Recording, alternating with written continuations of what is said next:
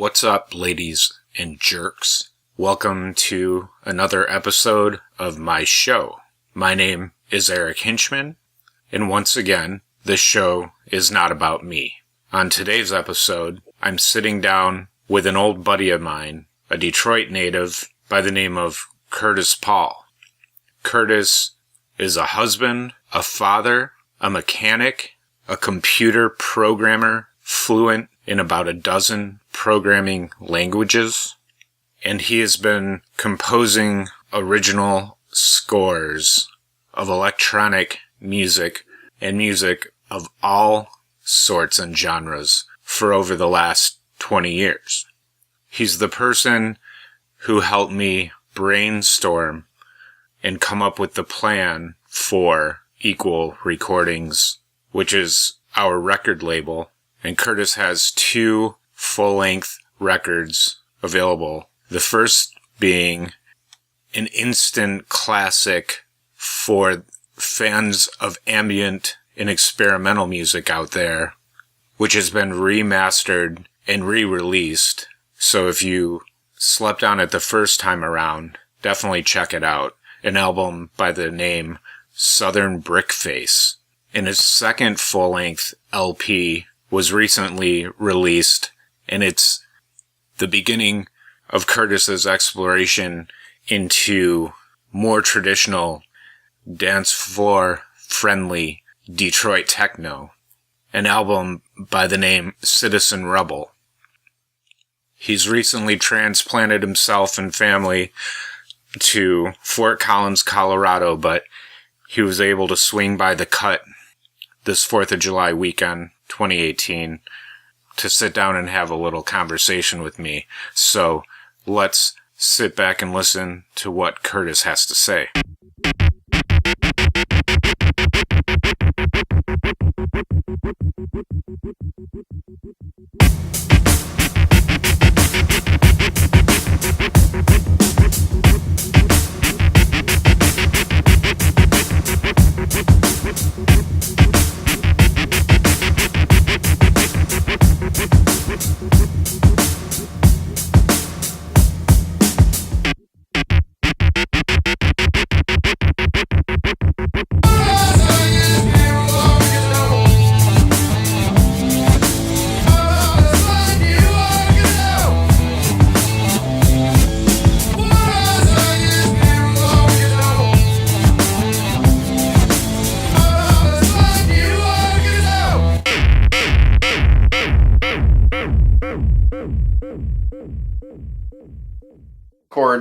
It's going. You want to record some banter and listen to it and make sure it's not too noisy? Nope, we're going. Okay. Cool. I forgot everything I'm going to say. Yeah, that's all right. Cheers to me. Okay. All right, Curtis Paul's in the house. Hello? And we're going to travel back in time a little bit. Oh, boy. So, I'm in town, and I've agreed to come see you tonight, so we can talk about me. It's all about you. Yeah, it's not very often that people want to talk about me. I don't know if you really want to talk about me. I do. But I do understand that you'd like to hear about the way how I've got into making electronic music, how I feel about it, and kind of where I've gone with it. Yes. So I have a lot of things that I want to bring up, but I want to either let them be brought up naturally or not, unless you want to dive right into something specific. But I do want to start at the beginning, at what point did you, because you don't you didn't always just make electronic music. Right. And I know you dabbled in a bunch of different genres at the beginning. So I want to start somewhere around there. Well, I started making music, and what I mean by making music is where you sit down and you create something new based on whatever you know at the time. Right. And all artists, all musicians, composers, when they talk about the music that they make, they talk about it being new. This is something that I just created. Here it is. Release an album. Here's the new music. But all composers, at least all the ones that I know, including myself, make music because of music, because music exists. It's kind of like a feedback loop. Right. So creating music is a process of feedback plus whatever's happening in your mind now. Right. So I was in high school. I was probably sophomore, somewhere between sophomore and senior period in high school. Got interested in making music. And up to that point, I had taken percussion lessons ever since elementary school. So I've went through a process of traditional learning about how to play an instrument, how to read sheet music, all that sort of thing. The basic disciplines of being a musician. So that gave me, I guess, the confidence at the time to attempt to make my own music. But really the inspiration to do that didn't come from learning how to play instruments or be a musician. Came from listening to music when I was a kid. And, this goes back to the elementary school days. When I first started learning to play drums, I, like any kid, no money, so you can't buy music, so you listen to the radio. This is in the 80s, mid-80s, early to mid-80s. There was electro, or, well, what we call electro today, but back then it was hip-hop, the beginnings of hip-hop, right? And rap and that sort of thing. But really what it was rap over electro. And New York was making electro. Detroit was making electro. And here in Detroit, growing up, at night, you could listen to electro on the radio. And one night I had just discovered it on my own. And I would listen to it and I would record it on my boombox. I'd make tapes and listen to them when I was a kid. And we would go to school, and some of a small handful of people I knew at school, I realized eventually that they were doing the exact same thing I was doing. It was a very small handful of kids at the time. And incidentally, a few of them are people that I ended up making music with later on in life. But we shared a common interest, which was that music on the radio, right?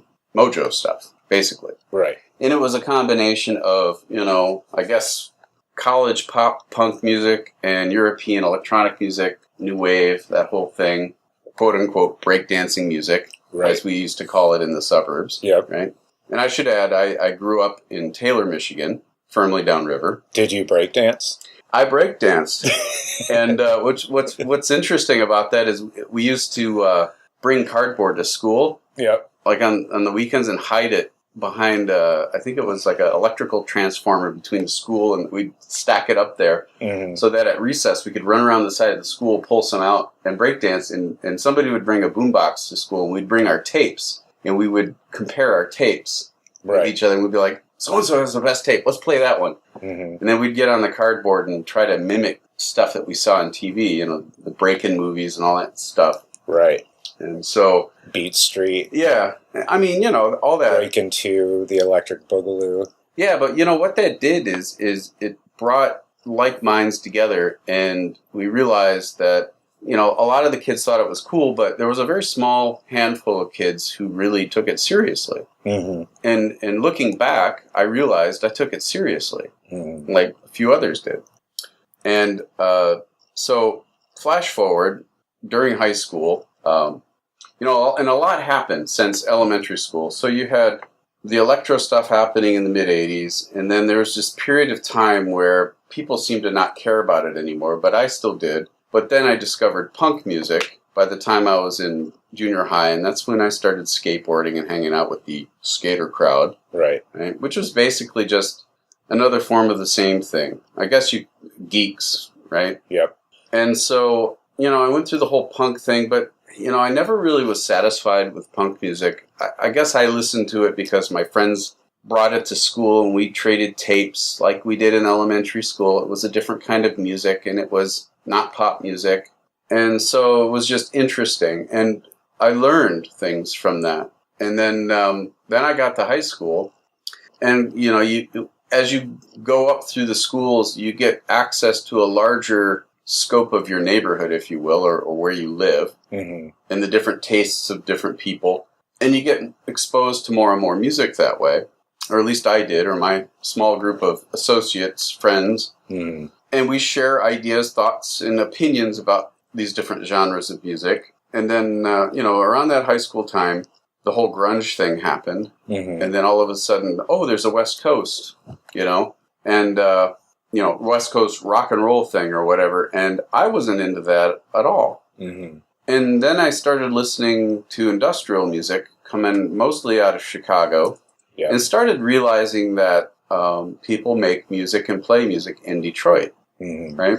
There's a whole punk rock thing happening in Detroit. And I knew a little bit about that because my aunt, who's older than me, probably, I think she's about 6 years older than me, was introducing me to some of that stuff.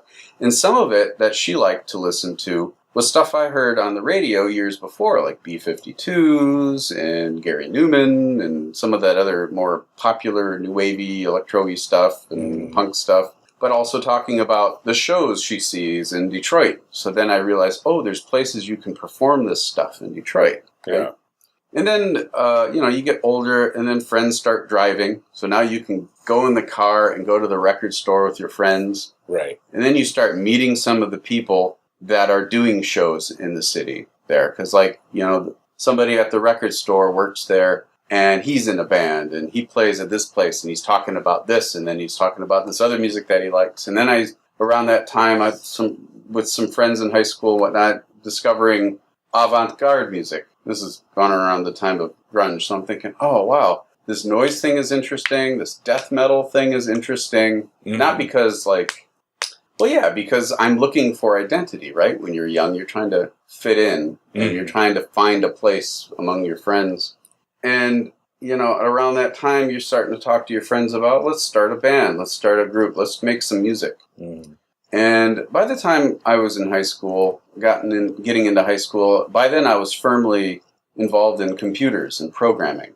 And I was always intrigued about electronic music since my experiences in the 80s with the dance music. Because I remember back then when I was breakdancing in elementary school, right. I realized I was always asking myself, how did they do that? How did they make that voice sound like that, through a vocoder or whatnot? But how did they do that? How did they make those drum beats? What is that? What is the thing that they use for doing that? Right? Because even by the time I was in high school, I never saw synthesizers, drum machines, stuff like that. And it was a foreign thing to me. Right. And then one day my friend Steve got a drum machine, a little Boss drum machine. It was like a DR 550 or something like that. Just a little digital drum machine. And started programming beats on it. And that's... Rathbone? Yeah. And prior to that, I was playing drums. We were forming our first bands and trying to make music, starting to compose songs. And I realized, I really don't like playing an instrument. Right? I was always kind of more intrigued about the music, not really the process of performing it. So I realized early on that I didn't really care much about being a great performer, right?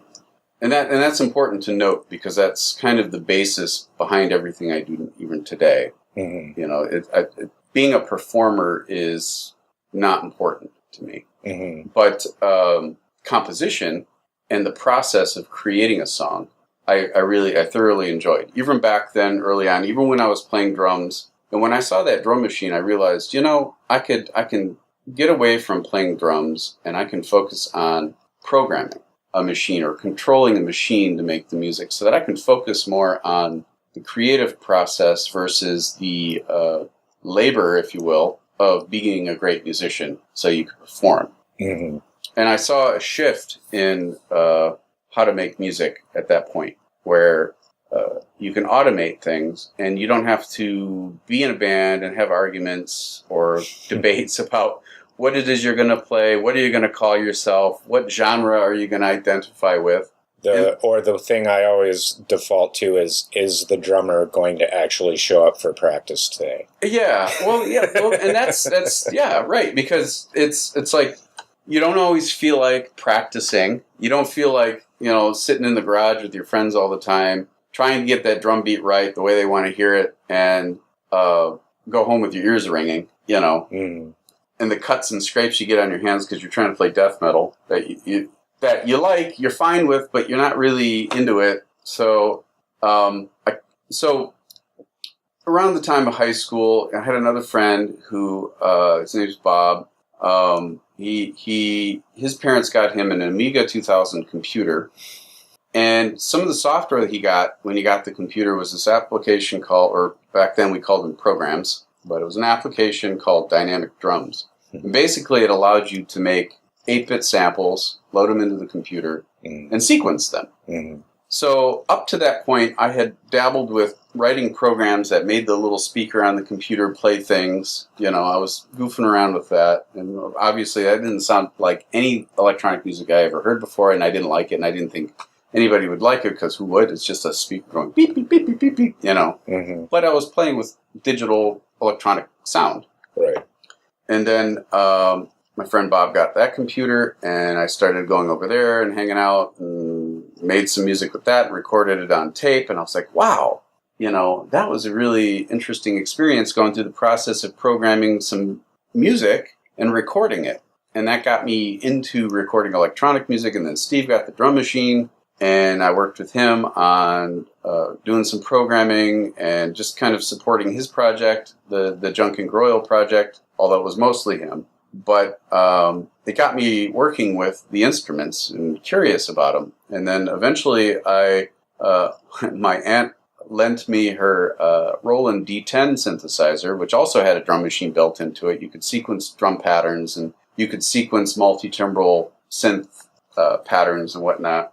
And I had an IBM PC at the time, an old compact portable, and I think it was my birthday or something, I was able to get my parents to buy me a Sound Blaster audio card, which is an 8-bit mono sampler playback card that you could not sequence. But the reason I really wanted it wasn't necessarily for the sampling, but I could hook up a MIDI interface to it and use a program called Voyetra, I think that's how it was pronounced, to prepare a MIDI sequence. And I could program it in through the keyboard and put it on the screen and create songs, patterns, and store them and recall them. Mm-hmm. And I started sequencing that D10, and then I believe I would borrow Steve's drum machine, and I would hook that up, and I would do these recordings. And then we used to go to I think it was the Music Castle on Woodward.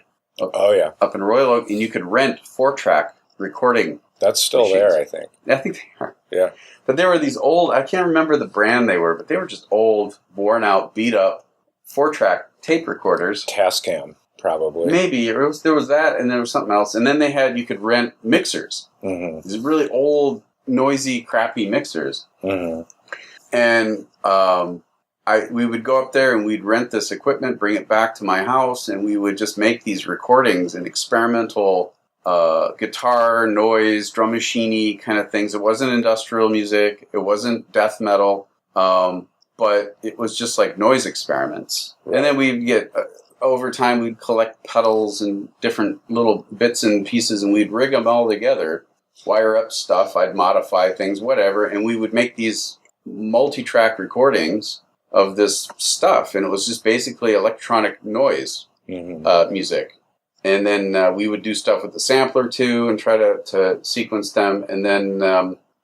So this is stuff I was doing with Steve, and then Steve went off and he started working on his projects, his band projects, and that's a whole other story. And we kind of separated, and I started just doing solo work, recording and and that's when I started collecting instruments. And, as I would get another instrument, I'd learn how to use it, and I would continue experimenting. And that's about the time, so at about this time, I've graduated from high school.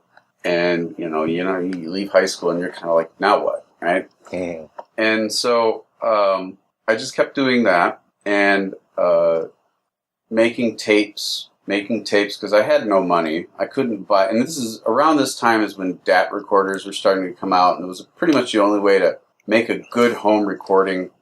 Steve had gotten somewhere along the line an 8-track Tascam reel-to-reel, and I think I would borrow that. I've borrowed it a couple times, and I would do recordings with that. But pretty much I was always making recordings and putting them on cassettes, and I had a huge collection of that stuff. Were you putting any of this music out to the public at all in any way? No, and by that time, I had worked with Steve, and we had recorded an album in a studio under his Junk and Goyle project, and I helped engineer that, and I contributed some programming and samples and things like that. But he was the primary composer of that project. But I was just kind of just helping him. Yeah. But really, it was learning for me, a learning process. It was for all of us at that time. We didn't really know what we were doing. But we got through I learned about releasing music at that point because we had gone to the studio, we recorded an album, we made a master, we had it reproduced on cassette tapes, did the artwork, all that stuff, and had an album on cassette and released it. And this is probably 1993, maybe, we did this. And, I was listening to a lot of Chicago industrial music at the time, which was kind of, a lot of that had to do with the friends that I was hanging out with and what they were listening to. I wasn't really I never wanted to be an industrial music artist. I never really approached what I was doing that way. I also was listening to or heard avant-garde jazz noise, like John Zornish kind of stuff, just wild noise, and just recording that. And I thought that was kind of neat because, and the way I remember it is, they were doing whatever they wanted to, and they were recording it, and it was okay. Right. And that to me inspired me. That made me feel like it didn't matter what I was doing, whether or not anybody liked it. As long as I recorded it, I could hear it again and know I did it. Right. And, and of course I didn't have money to do mastering at home. I didn't have money to go to the studio to do it. So I just continued to record on cassette, and knowing that recording on cassette is not a master that you could use to do good reproduction, right? Because you can't mix it, you can't get the sound right. And, you're dealing with all analog stuff back then, so it was really important to get a good, clean master. You had to really work at it. And so for the longest time, I never had any intention of releasing stuff in the early days because, I didn't think although it was, by that time I was doing programmed music, I knew about techno, like the house music and stuff, acid house, and some of the even a little earlier techno electronic music, and I liked it. I wasn't really trying to imitate it at that point or learn from it. I just knew it was there, and I thought it was cool. And that's about the time, maybe around 94, is when I started learning about techno parties and stuff going on in Detroit, DJs, music, and started meeting other people in some of the music clubs in town that were doing it. That we'll get to that. But that's why a lot of my early stuff was noise and experimental and not released because I didn't have the money to do it. Right. So about the mid-90s, I think it was I can't remember. Yeah, maybe it was mid-90s. Minidisc. You could get Sony mini discs. And I started recording masters onto that. And at about that time is when I'd master onto the mini disc, and then I'd make tape reproductions of that, and then I'd start giving that to my friends. Saying, here's an album of music I just did. Here, listen to that, right? Right. And that's kind of where I started to socialize my music outside of my small group of friends from Taylor, right? Start socializing it in Detroit. And that's when I started meeting a lot of other artists in the Detroit area and doing collaborations with them over time. So, of course, I went to techno parties, and I went out, and of course that influenced me, and that actually taught me more about gear and instruments, because then I started learning about the TR-808, the 909, the 303, the 606, SH-101, the Junos, the Roland stuff. And I already had a D10. I still had the D10 all the way through this, and I always liked the Roland stuff, so, I continued pursuing that stuff, and I ended up building up kind of a synthesizer studio and collecting equipment, and it was just constant. Anytime I would come across somebody selling something, I'd buy it, and I would just, I didn't even know what it was half the time. I would just get it because I could afford it. I had a little bit of money, and I'd get this thing, or I'd go to the pawn shop. I'd see, I got I got some Korg equipment from pawn shops. I ended up with a JX8P at one point, a JX3P, which I still have. And I just continued to progress. And around mid-90s, I started realizing that I started getting really frustrated with sequencing, programming sequences. At that point, I had an Amiga 1200 that I had a sampling interface on that I could actually synchronize with my PC and do samples. And then around that time, also Cakewalk came out. Actually, it might have came out a little earlier than that. But anyway, that started opening up the door of having... That was the early DAW days, right? Where you had a sequencer and a sample. You can have the ability to track samples, record audio, and line it up with MIDI sequences. So I started doing more and more sample-based stuff with the sequences. I think around 94, 95, I started working with a hip-hop group. And I started making hip-hop music, I guess, with a lot of samples for the purpose of people to rap over. Did these people have something to do with ICP? I don't know. Maybe. I don't think so. Okay. I don't know why. Maybe I'm making that up. I don't know. You know, back then, too, the whole hip-hop thing... Okay. My opinion of hip-hop in Detroit is that hip-hop, as in the 90s, especially particularly late 90s point of view, is something that I believe has been copied from elsewhere in the country, whole lock, stock, and barrel. I don't think there's nothing original about hip-hop in Detroit, in my opinion. People are going to hate me for saying that, but all I remember or now or all of it, early to mid 90s. Anybody desiring to make hip-hop, in my opinion, were just looking to imitate big artists doing it in a pop sense. Yeah. And solely because they wanted to become popular and make money and all that kind of stuff. It had nothing to do with creating something new. Right. So I didn't really identify with that crowd. Jumping on the bandwagon of...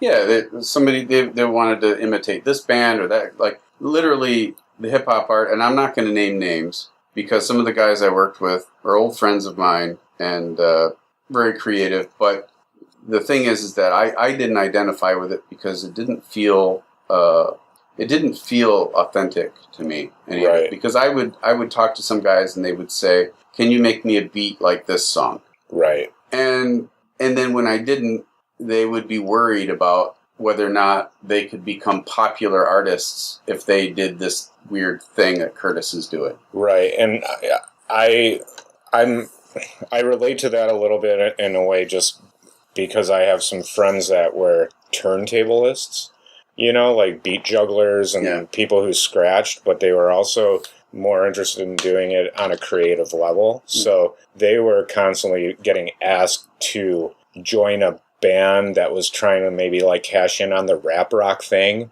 And so someone would hear, "Oh, this person knows how to scratch. That's what we're looking for. So bring this guy in." And what they didn't realize is this turntablist only wanted to do something creative and new, some sort of scratching with maybe effects on it or something, but it was just they wanted cookie cutter, just, you know. Yeah, all right, I'll name two names. My friend Todd and Danny, and you guys know who you are if you're listening.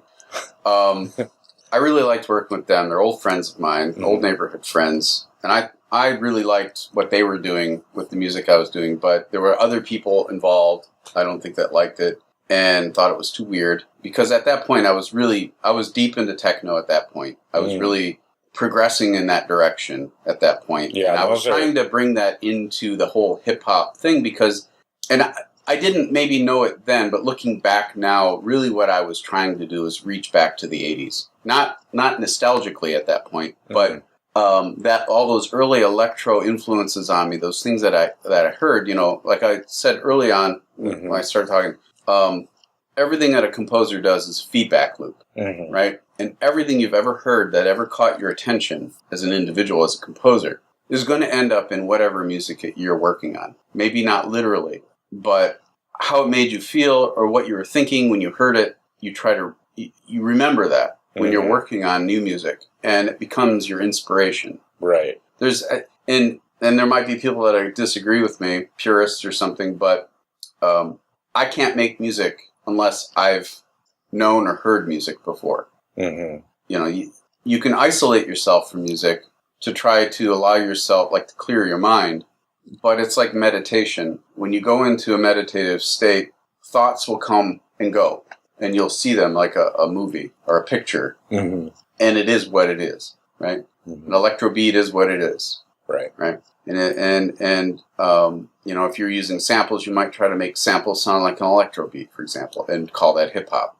But it might sound really, really weird to somebody today at that time because they really want to sound like somebody else that they're influenced by, which is not what I'm relating to, right? And I think that's what the disconnect was there. So, long story short, with the hip hop thing, I dabbled there too. Yeah. But I didn't feel like I had a home there. I didn't identify with it because it wasn't the hip hop that originally got me into music, electronic music.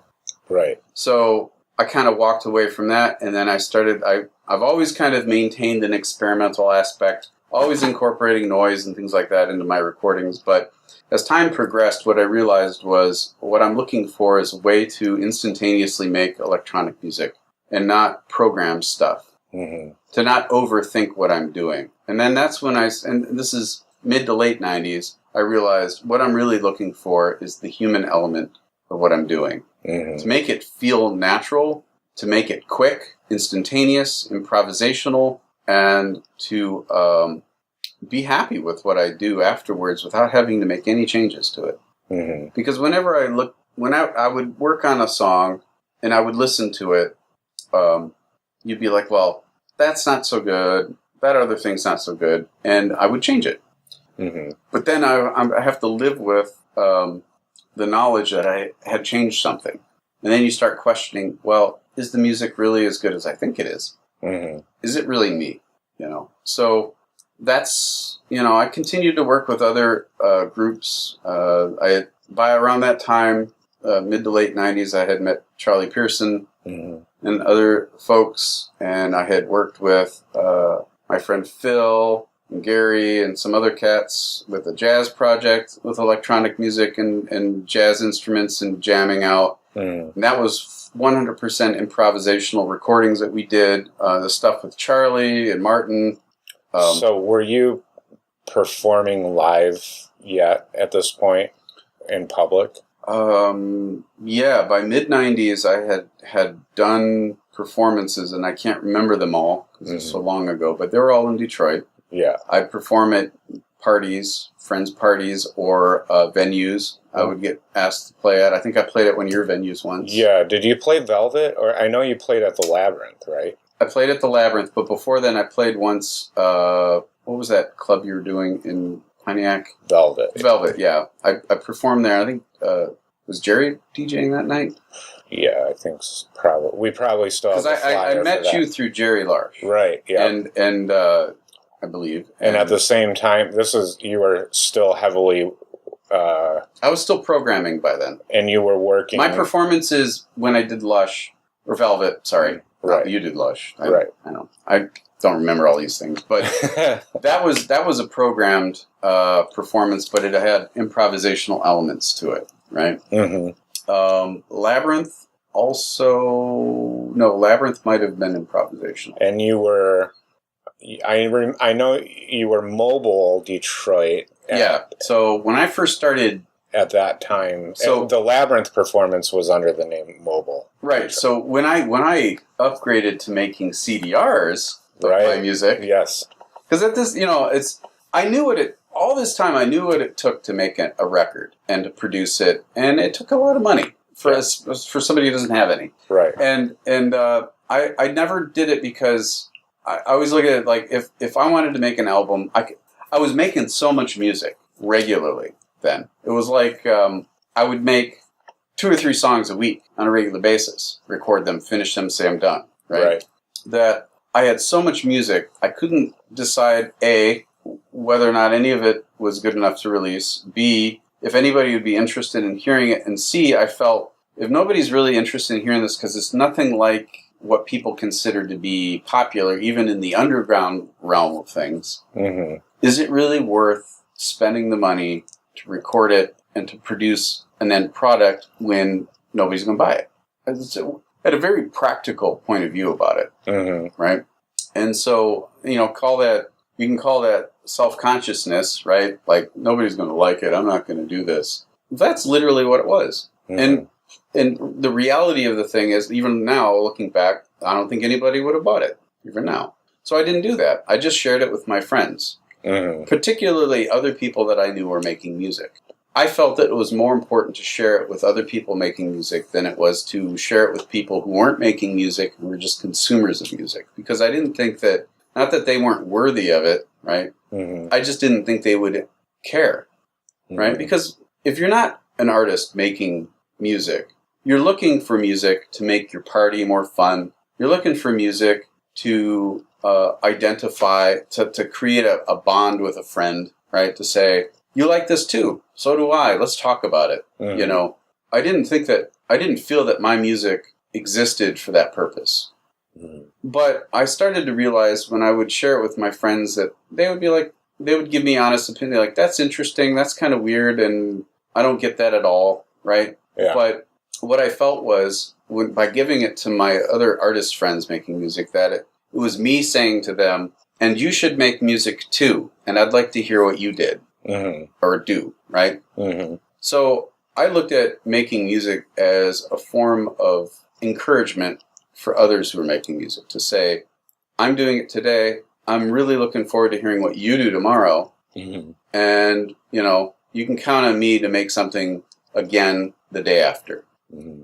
Almost like reinforcing the feedback loop. The feedback loop. So it always comes back to, like, fueling that. I felt like that was the only real thing that kept me doing it, was knowing that I'm throwing fuel on the fire. Mm-hmm. But later on, I realized that what that did for me is it gave me pure freedom, right? Mm-hmm. Because we all had the same concerns, like, how am I going to pay my water bill, and how am I going to feed myself, and all that sort of thing. You know, I found other ways to do that. You know, and I knew all the stories about, you know, if I make techno music and it's really good dance music, I could probably get gigs and then start going overseas and doing this and that. And a number of people that we know have done that.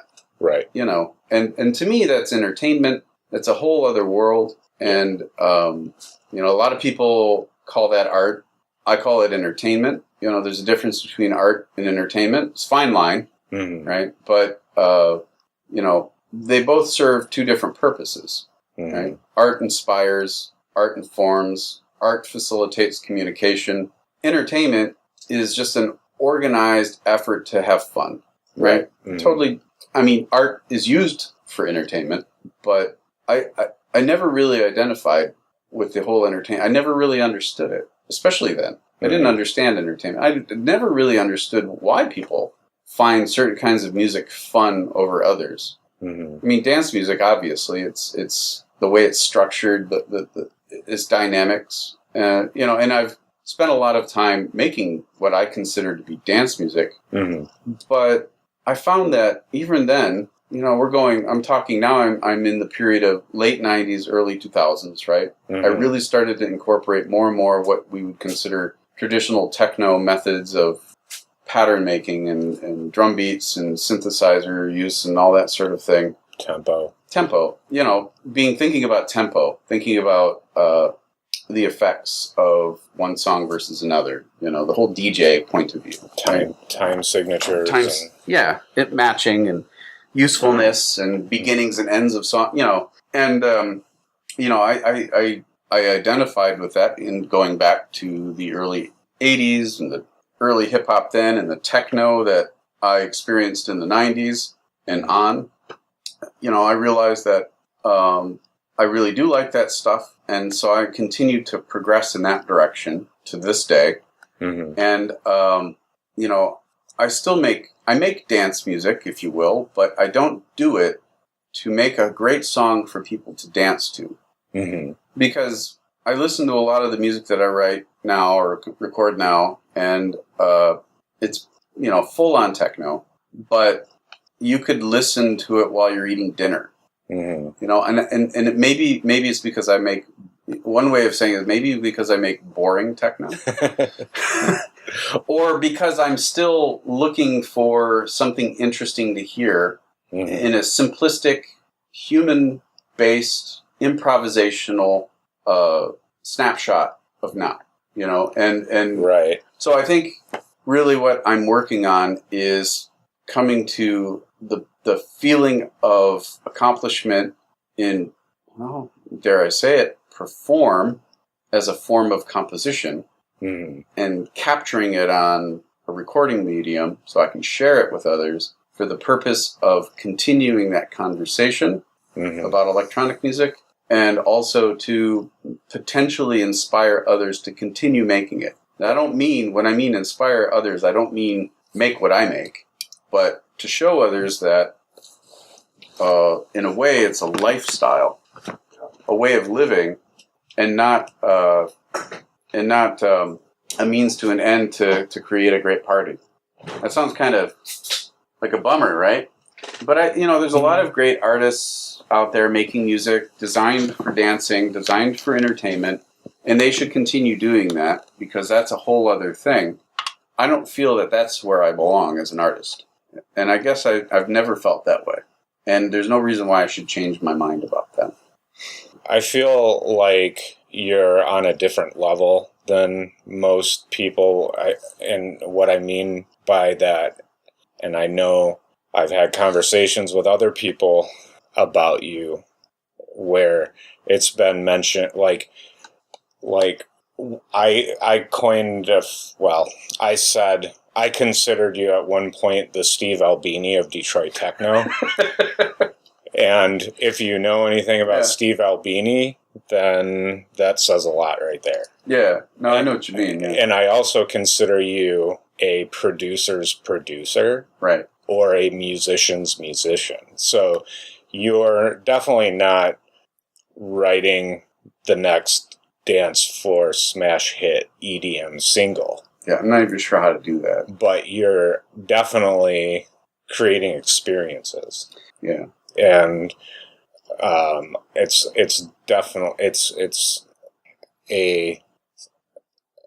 almost as if you're creating soundtracks to people's lives. Well, or for movies that haven't been filmed yet. It would be fair to say I'm creating soundtracks to my own life. That true. And we all live personal lives that are our own, that nobody ever will know all the details to. Mm-hmm. And I can't. I'm not going to say that my life informs my music. I know it's a shocker. I've heard other artists saying, "Yeah, I write music, and it's a story about my life, or it's a story of something that happened to me." And that's not really where it comes from. Mm-hmm. It's almost so. Now I'm talking about now, right? Because I've developed. I'd say about 10 years ago, almost maybe about 10 years ago, maybe a little longer ago. I finally made a switch. Mm-hmm. Over to I finally agreed to only perform improvisationally. And when I'm in the studio now, I have my gear, and I'm not the kind of person that has every piece of gear they have ever owned all hooked up at the same time. Mm-hmm. I never have more than maybe 3 or 4 pieces of gear in play at the same time. In fact, when I have more than that available to me, I get frustrated with the process. Yeah. So I disconnect things and I remove things. And, there's a lot of people today who will say, well, why are you limiting yourself, man? There's so much great technology. You can get, 100 modules for a modular system and plug them all in together and make some interesting stuff. Or you can get, the latest version of Ableton and 15 different sample packs and as many plugins as you can run at the same time, and you're unlimited. Right. Then your true creativity can come out, and you can make anything you want.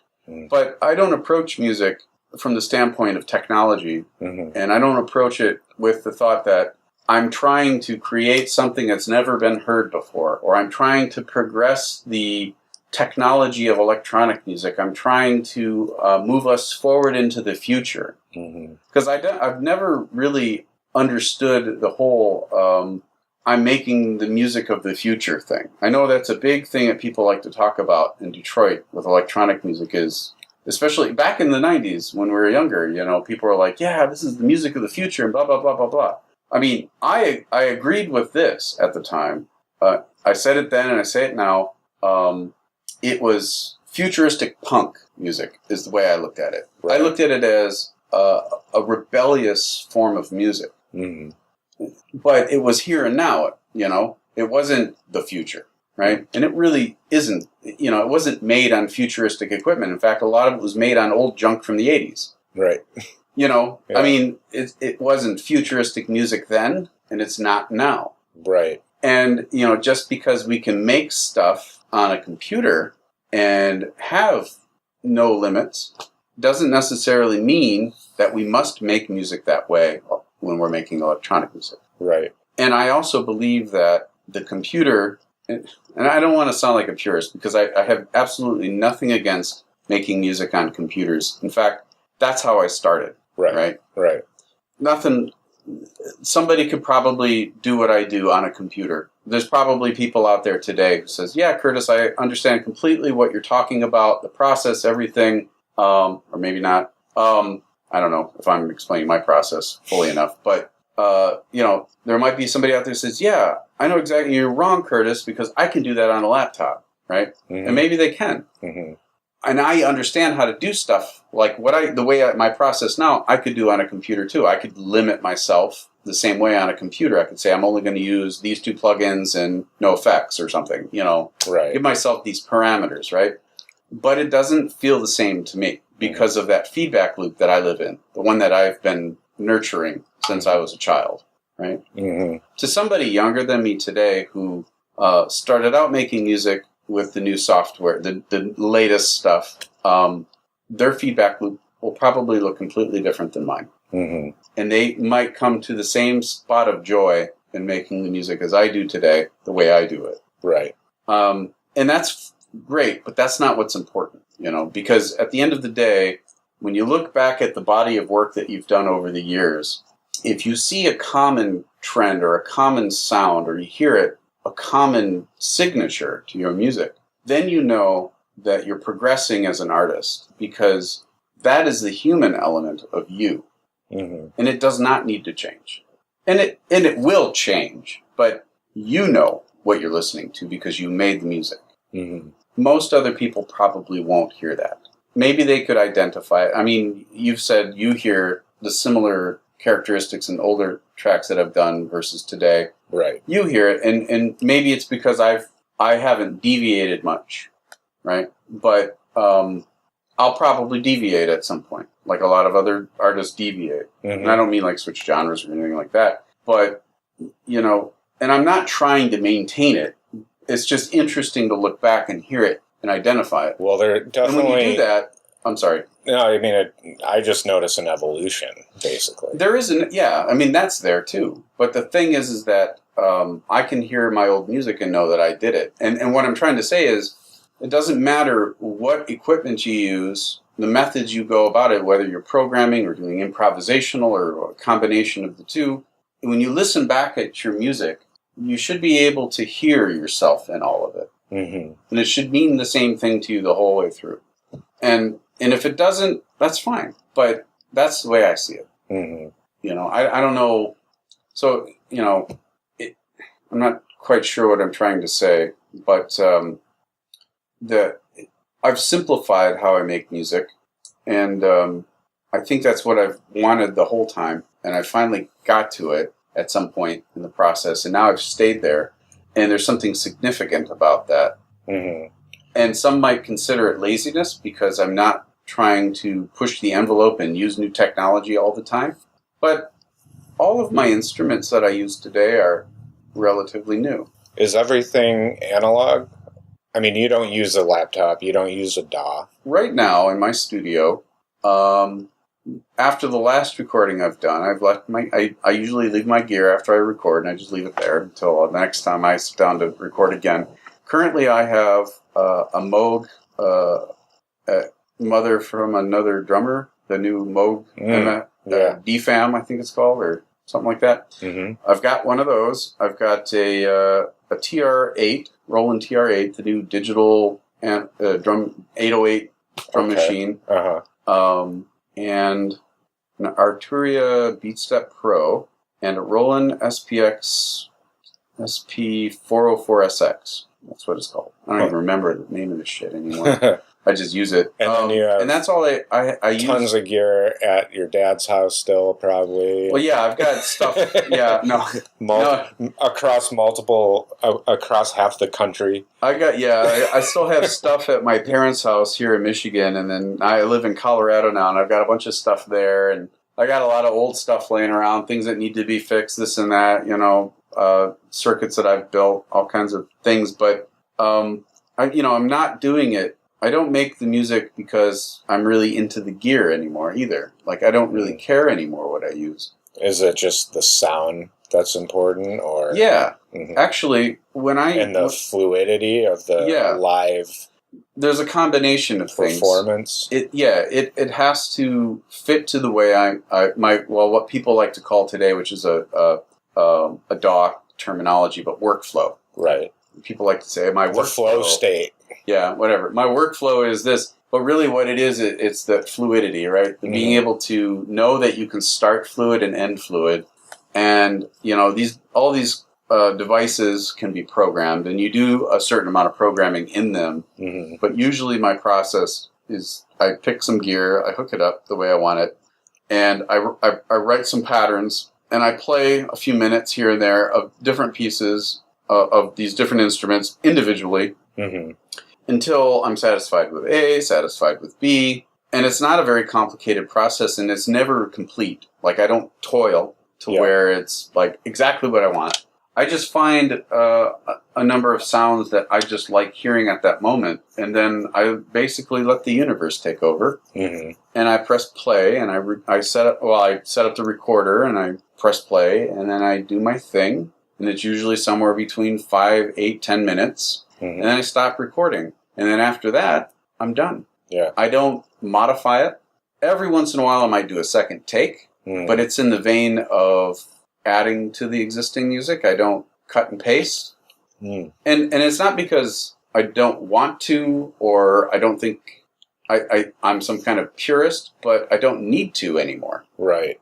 I don't think to do it because after I record, I'm happy with it. Mm-hmm. So I let it be what it is, and I'm so much happier with my music today than even when I was younger, because I've come to a point where I'm very confident about what I'm hearing, and I'm confident about what I've done, even knowing that there's mistakes in it or things that didn't happen the way I thought they would when I did them. Yeah. That's an inevitable part. Those are the best parts, I think. They can be. They can also be really like, whoa, that's not that great. Yeah, I guess. And it's off, and it can be off-putting, right, to somebody who's looking to select music for the party they're going to DJ at tonight. Mm-hmm. But that's not why I make the music, and that's not why I do it the way I do it. Right. Because I don't think, like what you're saying, wow, that was interesting. You don't necessarily come to that by really thinking hard about what you're doing. You can't. It's impossible. Mm. It really is, in my opinion. And anybody who says it's not, I think, might be not understanding what I'm talking about, or they're not understanding what they're doing. Mm. Because music isn't rocket science. It's just an audible form of life. Right. There's snapshots in time of somebody's life. And my goal, I think, outside of just interacting with my friends and communicating with music with them personally, internally, it's just it's almost like a form of meditation. Where you go into the meditative state and you're seeing, your thoughts are coming through your mind, pictures of your day, things that have happened, or all of a sudden you remember something that never really occurred to you, and it helps you make a decision about what to do next. That's the way I compose now and record. I don't even know if I compose anymore. Mm. Maybe I don't. Yeah. It's just all flow. So it's I sum it up by saying it's a lifestyle. Mm. And I don't see it ending. I don't see any ending to it. I'm not saying I can't live without it, and oh, if I don't make music today, my life is over, because that's all I live for. I don't live for making music. I don't think anybody really does unless they're an entertainer and that's how they pay their bills, which is kind of, in a way, a bummer, right? Sure. But I think it's good for my soul, and I think sharing it with others could be good for their souls. But I don't think my music is for everybody, and I believe it's easy to critique the work that I do because it's not like what you're used to hearing from somebody who's been making music for a long time. We're talking decades now for me. Right. And, I'm not trying to say that's significant to anybody else, but it's definitely significant to me. And when I think about how long I've been doing it, I can't imagine not doing it for the rest of my life because I feel that there would be an empty hole, right? There'd be a lack of meditation. There'd be a lack of something if I didn't do it. But it's not earth-shattering. To me, it's equivalent to sitting around the campfire and playing, a violin with some friends who are playing a contrabass and then maybe some kind of modified viola, to just kind of strum out a rhythm, just to have something to listen to that night after dinner. It's to me. So I moved to Colorado about 3-4 years ago, and I met some young folks there that are making electronic music, and I've done some performing in the area there, and I've had younger folks ask me, oh, you make electronic music? What kind of, do you make like EDM? Or they'll ask questions like, what software you use or what instruments you use and what's your music sound like? And I'll say something like, well, I make techno. I make Detroit style techno, right? And I'm sure there's people out there who would argue with me about that. But they'll be like, oh, do you mean like so-and-so? Which would be like some pop EDM thing. And I'd be like, no, actually, I make Detroit folk music. It's like, I do what, the underground artists do in Detroit, who nobody knows anything about except their friends. And that's what I do. I make music to listen to when there's nothing else to do. Right. Yeah. And that makes them go, oh, I want to hear it. What do you mean by that? Then they know this is what it sounds like. So, I mean, that's been my experience to this point. And what's the scene like? I hate that word. The scene? I hate that word, but, It's like Facebook in real life. It's like... I don't know if that's a good thing. Well, no. Everybody can post their music online now. I mean, I do it too. I do it because it's an easy way to share it. And that's the reason why everybody else does it, right? And so that's the music scene today. I posted this thing I recorded here. Listen to it. And in a way, it's great because it's that human, natural thing. But at the same time, there's so much to listen to, and when you listen to a lot of it, it makes you wonder, who are these people and why are they doing it? Because today you can get software and you can automate what you're doing to the point to where you can literally automate copying other people's music, and to the point to where you don't even have to think about it anymore. You can make a really cool drum beat that sounds like a dance song that you might have heard before. Yep. And you can call it yours. And copy and paste. I mean, I wonder sometimes, and I'm not trying to say that that's bad music. What I'm trying to say is, I wonder sometimes if people are losing, or not ever getting to the point to where they're thinking about applying their own humanity to the music they're making. If the computer is making it really easy to not have to think in those terms, or to force oneself, or to condition oneself, I should say, to channel their humanity into what they're doing. And I'm not warning anybody. I'm questioning, what is that? And why is that? And is that really all it is? Is that really all music is? Well, maybe what I'm doing is this weird, crazy, stupid thing. So this is something that I've been struggling with today, now, comparing myself to some of the stuff I'm hearing, knowing how the stuff is made, can be made. Right. Because, I mean, don't get me wrong, I might be limiting myself in the studio, but I do watch and look at all the new technologies that come out, and I evaluate it for the purpose of, can I fit this into the way I make music? Right. So I am aware of all this new stuff, and I look at it, and to me, it's just a bunch of automation tools mainly that, in my own personal opinion, aren't necessary. I see them as unnecessary, but really maybe they are counterproductive from an artistic standpoint, from the connecting the humanity to the work. Right. And so, I don't know if that's a warning or if this is just a phase we're going through as human beings. Maybe 5-10 years from now, there'll be maybe there will be a reversal in the near future. Maybe that reversal is already occurring. I don't know. But, I know where I am now, and I know where I'm going now.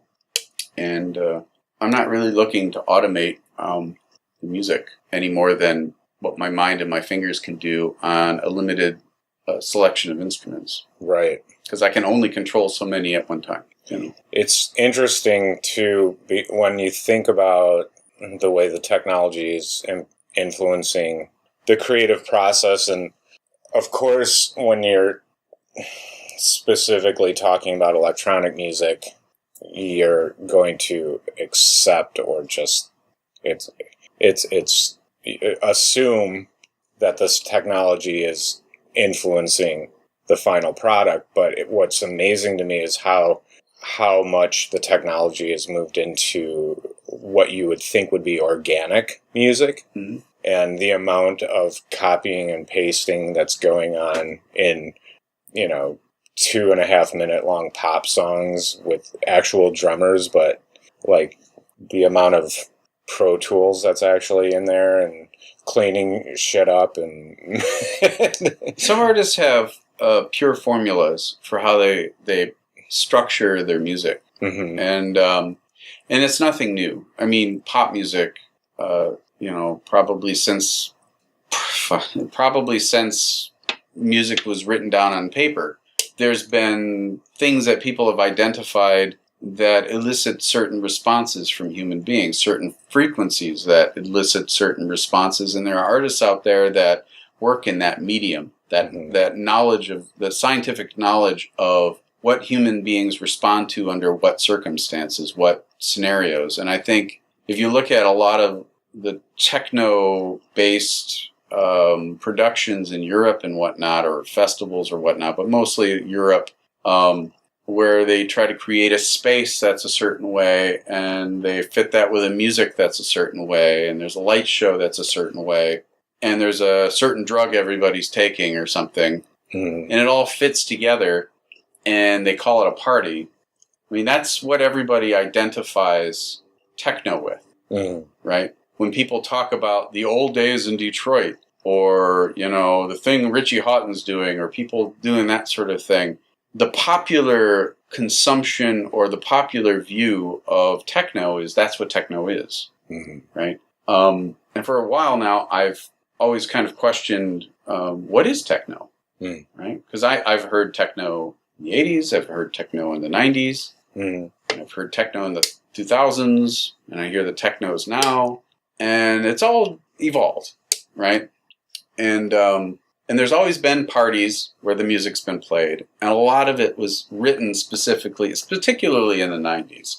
A lot of it was written specifically for parties, these dark room kind of situations. And I don't know if they're dark rooms anymore today, but you know what I'm talking about. Yeah. And that fed into the whole future music thing, and we're progressing the music as if it's some new, Silicon Valley technology, right? This new song is a new technology. Like looking at the music as a form of technology. This is technology music, and I get that, but I don't understand it, I think is what I'm trying to say. I don't understand. I think it was a way to brand it in the beginning, in the earlier years too. I feel like set it apart from other I think genres. I think a lot of people didn't was more innocent. Didn't know another way to explain or justify what they were doing without calling it the future. Well, I called it the future then, but I called it, the new rebellion, right? But it was just simply, I'm not participating in these other genres. This is the thing I'm focusing on, that I like my sociable music, right? Mm-hmm. But I was young, and when you're young, you look at music that way. You look at it as a way to identify certain people that you want to communicate with or hang out with or go to parties with. Mm. And that's what younger people are doing today, and the older guys, or even young guys and women making music today, are feeding into that, because if they didn't, they wouldn't be entertainers, and they wouldn't be making a living at it, or making some money at it, or getting recognition, or becoming popular and having that conversation. I don't know. I don't really understand any of it, though, because I've always been on the outside of all of that. Mm. So, for me to try to make sense of it today, what's going on, I mean, I see it as literally what they say it is, new technology, right? And to me, that's kind of boring. There's nothing there, it's just consumption. It's a connect the dots game. I've always been interested in the sounds that you've never heard yet aspect of it. And I don't think we'll ever run out of sounds that haven't been heard. Oh, sure. which is why it continues to be interesting indefinitely, I think. The way I sum it up is there's only so many frequencies a human being can hear in the audio band, and you can manipulate and move them around any way you want today. And I don't think, and you can, and within all of that, you can say certain patterns of doing that elicit a certain response is good for certain things, right? Mm-hmm. And I truly believe that people deal in that when they're making music. You can buy sample packs that have certain types of drum sounds in them that are good for a certain kind of genre, which is just code for a certain kind of party, right? And if you focus on just making music using these sounds that are packaged for that, you can elicit a certain response from a consumer of music who wants that, right? Who wants that brand of party. See, that is all boring to me. Well, that's because we're old and, whatever, and we're not entertainers. I mean, but where I come from, that's what you're not supposed to do. That's how you're not supposed to approach it. So the rebellious thing, right? The I want to be different, kind of means that you're anti-formula, right? And the struggle that I've had over the years with finding ways to make the music that I make has been trying to seek out a method that allows me to make music in a way that, I've already said that I limit myself in instrument selection and ability. I limit my abilities when I record a song. Yeah. And that comes through in my music. But at the same time, the instruments I select and the way I set them up give me a palette to work with. Mm-hmm. But I have no rules. I have no particular genre in mind. I don't have a prepackaged sound of structure. Mm-hmm. I don't have any particular effect that means I'm making an EDM track or a trap or a minimal German style techno song, right? With a certain kind of controller that can make it do a certain kind of thing. And so I don't fit. I can guarantee myself that I won't necessarily fit into a particular genre when I make the song, even though it sounds kind of like techno, because of the drum patterns, way I do my drum patterns today. I'm having a hard time putting my finger on it because I never really, until now, I haven't really thought about structure in that way regarding the composition because it's fluid, it's improvisational. Right. Do you, going back, so you originally as a child you were studying percussion. Right. Do you ever incorporate music theory at all, or is it all just improv? Well, I'm working with techno now. Mm-hmm. And there are some very basic theories, for that. Mm-hmm. So I guess I am. But I'm not, yeah, I am. But being that I'm a percussionist, if you will, as a musician, mm-hmm. those theories are more, they're more intuitive than they are deliberate. Because I'm not necessarily programming my progressions. Mm-hmm. I change my patterns on the fly, meaning I don't mean like I switch from one pattern to another. I modify my patterns as I'm playing them. Right. So in a way, yeah. Now, but with techno, for the drum beat to come across as a techno beat, you do have to have certain pattern structures that change a certain way to elicit a certain response to make you say, that sounds like techno. Right. Consistency. Right. But that is all conjured improvisationally versus programmed, listened to, and re-listened to, and then modified, and then listened to it again. Mm. Right? It's not like that at all. So I think I'm not trying to say one thing is better than another. Mm-hmm. I think the point I'm trying to make is that music is music, and you're going to have structures that make it sound a certain way. Yeah. That exists, and there's only so much of that exists. And you can say, well, I'll come up with some new kind of pattern. It'll be a whole new kind of music, or a new way of patternizing samples to make a new kind of music. But frankly, people have been doing that with acoustic instruments for thousands of years. Mm-hmm. You listen to Indian ragas, some of the most complicated patterns that I've ever heard in any music. Mm-hmm. Huge, long time signature, 50 patterns is one pattern kind of thing. Like complicated music is that. It's trying to manipulate the audio spectrum in a very complicated way to elicit a certain response. Mm-hmm. Right? But when I'm recording music, and I'm using, techno, if you will, now, I'm trying to elicit a response through the human interaction with what I'm doing, through the improvisational interaction with the music, versus trying to elicit a response by being very, very deliberate with my patterns, mm-hmm. or very pre-programmed formula. So there's really no music theory formula for what I'm doing, even though I'm using familiar patterns, mm-hmm. because there can't be. I'm being improvisational.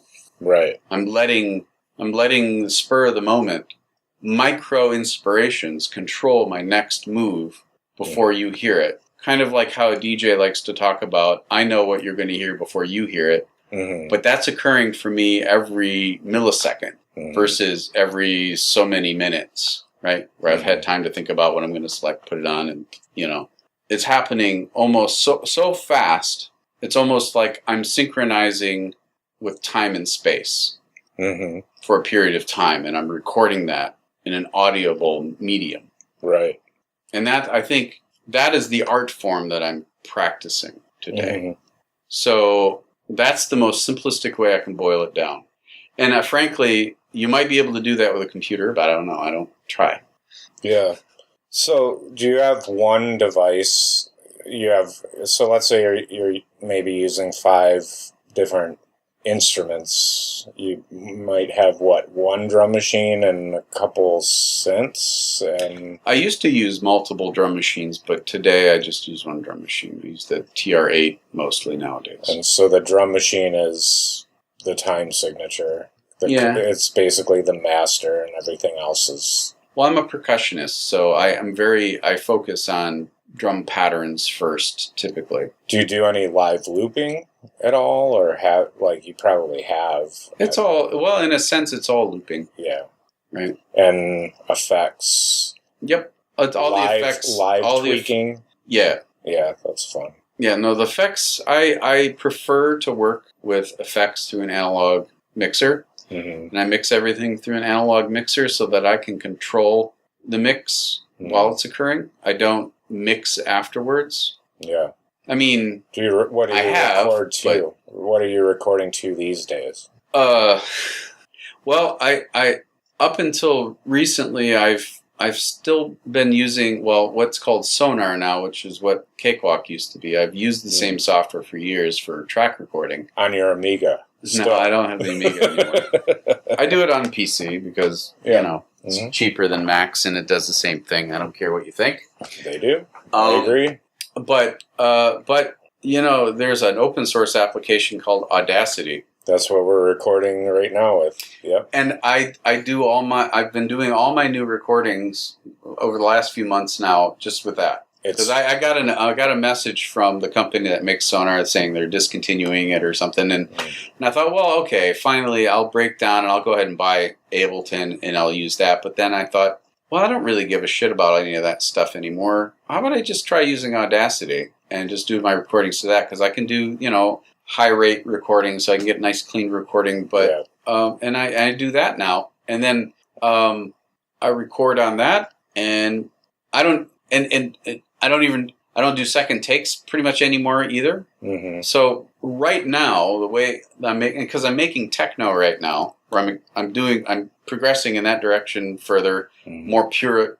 Since I moved out to Colorado, I don't know why, but I've kind of gravitated more towards a pure dancey techno recording, because I guess maybe I just miss being here sometimes in that regard, and it reminds me of home.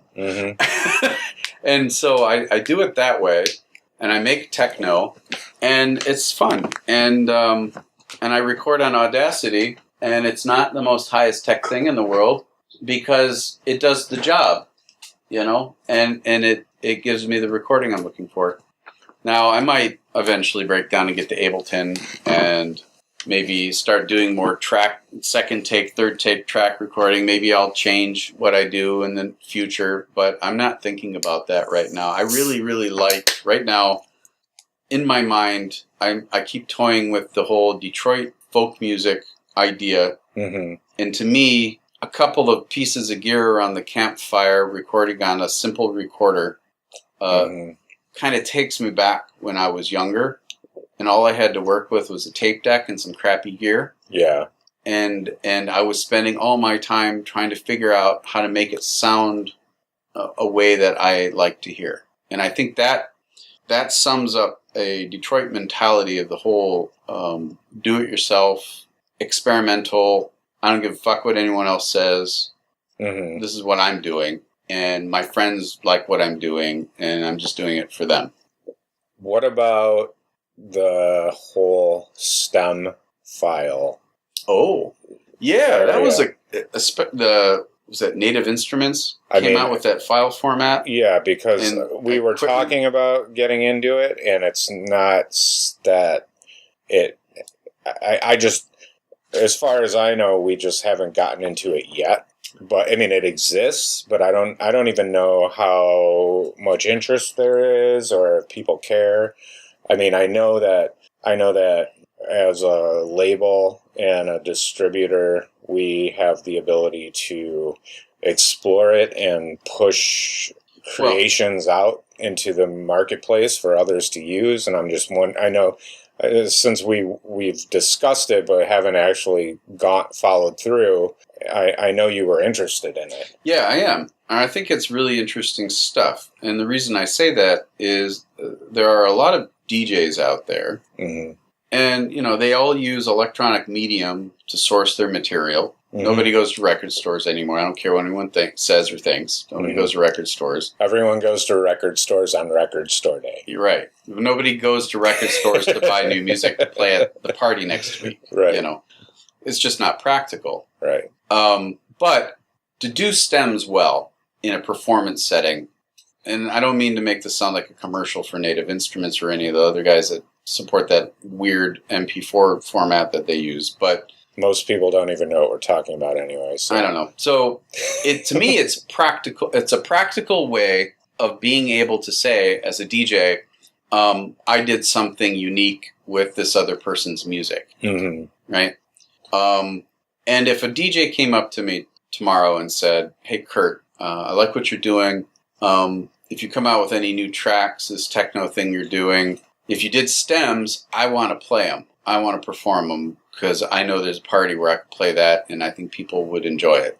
I would make stems for them, Mm-hmm. right? Or produce an album of stems and sell it. And we've discussed doing that. But, to get into performing that stuff the way you'd want to, you have to spend a ton of money on gear.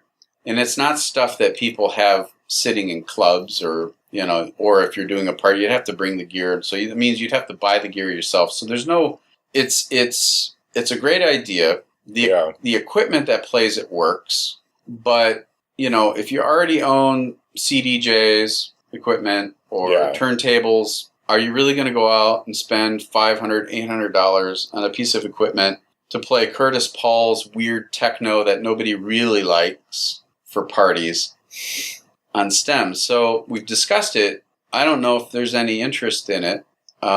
Maybe some of the other label artists. But I don't think it's even an issue of Curtis Paul's. I'm speaking. I'm giving you a realistic example of why it wouldn't work. Well, I'm from a DJ's perspective, my issue with it, and I haven't really explored it. I think about just about any song that I want to play. There's the song itself stands alone.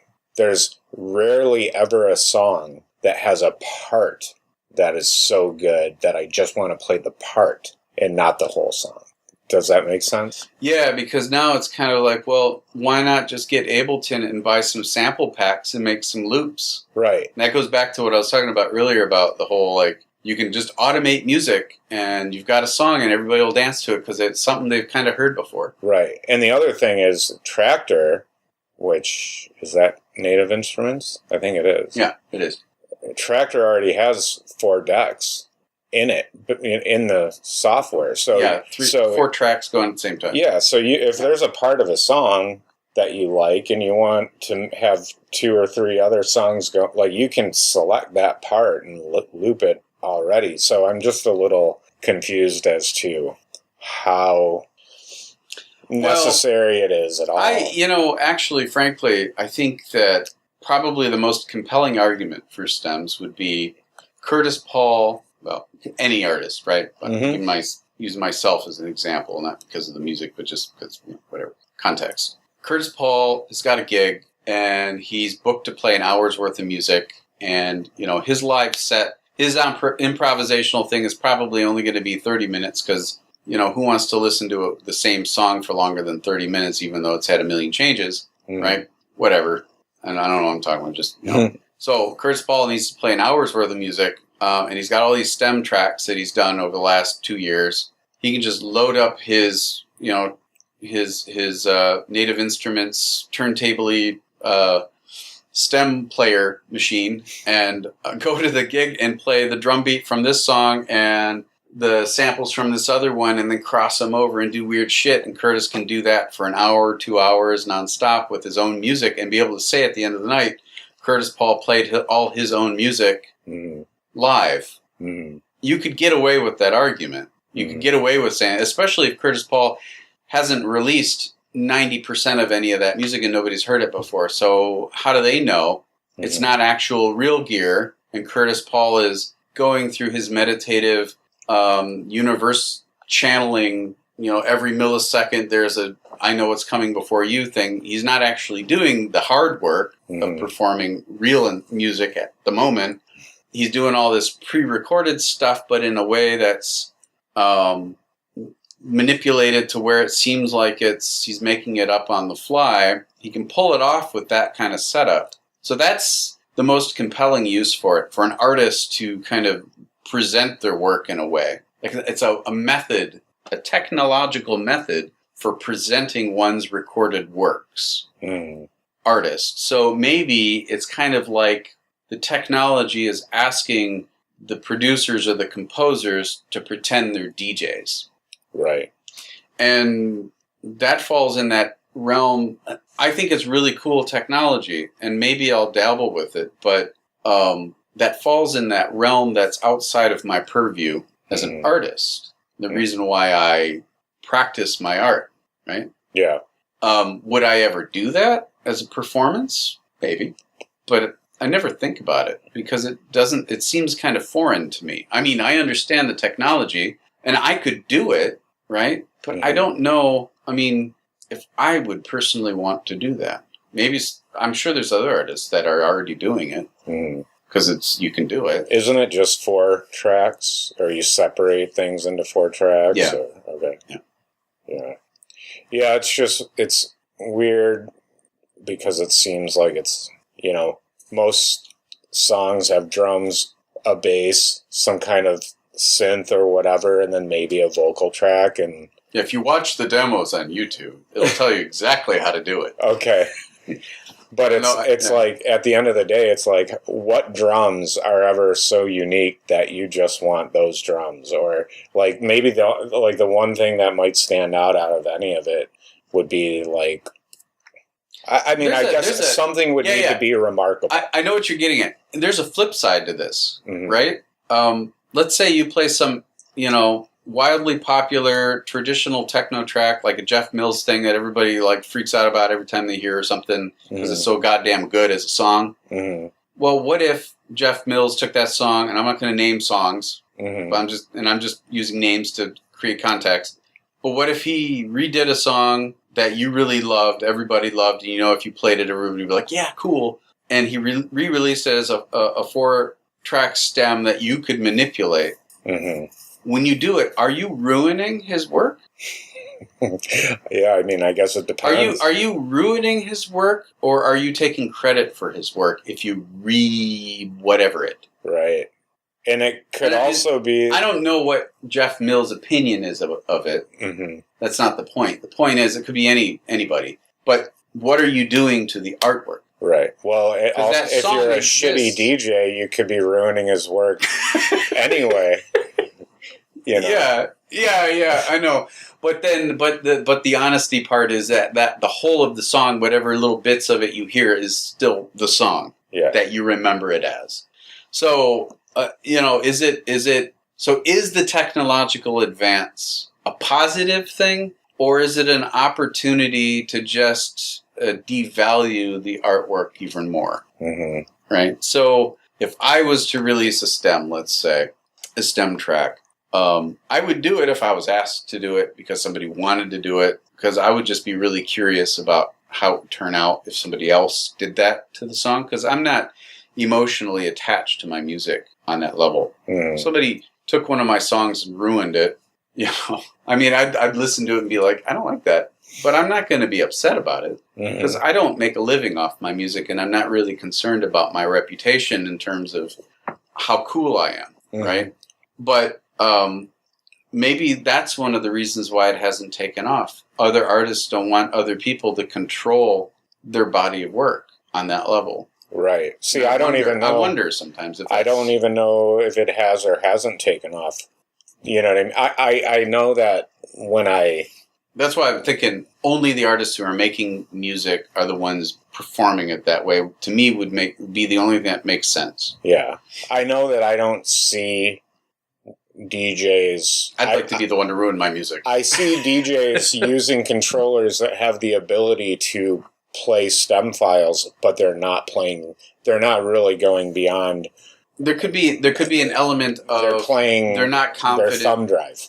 Well, there could be an element of people, those DJs, I'm speculating, there could be an element of their concern that they might ruin the song, and people might not respond to it like they know they would if the track was played in whole. Yeah.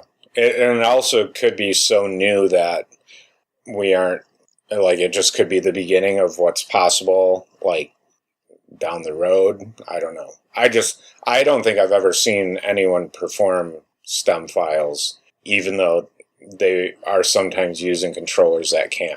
I'm sure there's got to be people doing it, and maybe they're doing it in genres we're not really interested in. Who knows? I think it's cool, but it's just another example of how complicated all the new technologies have made making and performing music. To me, that made it overly complicated. In a way, they've simplified things. They've made it easier to be a consistent entertainer, right? But they've also subtracted the human element that makes things interesting.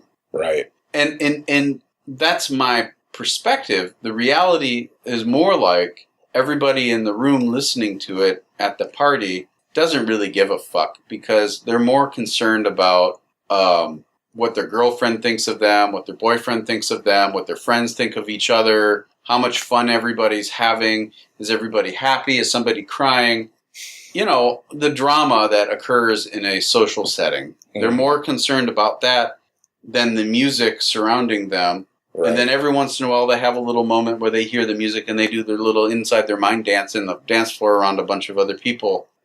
I mean that's the reality of it, though, because in an entertaining situation, people go to these big festivals and it's loud and there's all kinds of lights and somebody's throwing a cake at somebody and everybody's high on something that's bad for them and or whatever, and everybody's all over the place mentally. They're not focused on the music. They can't be.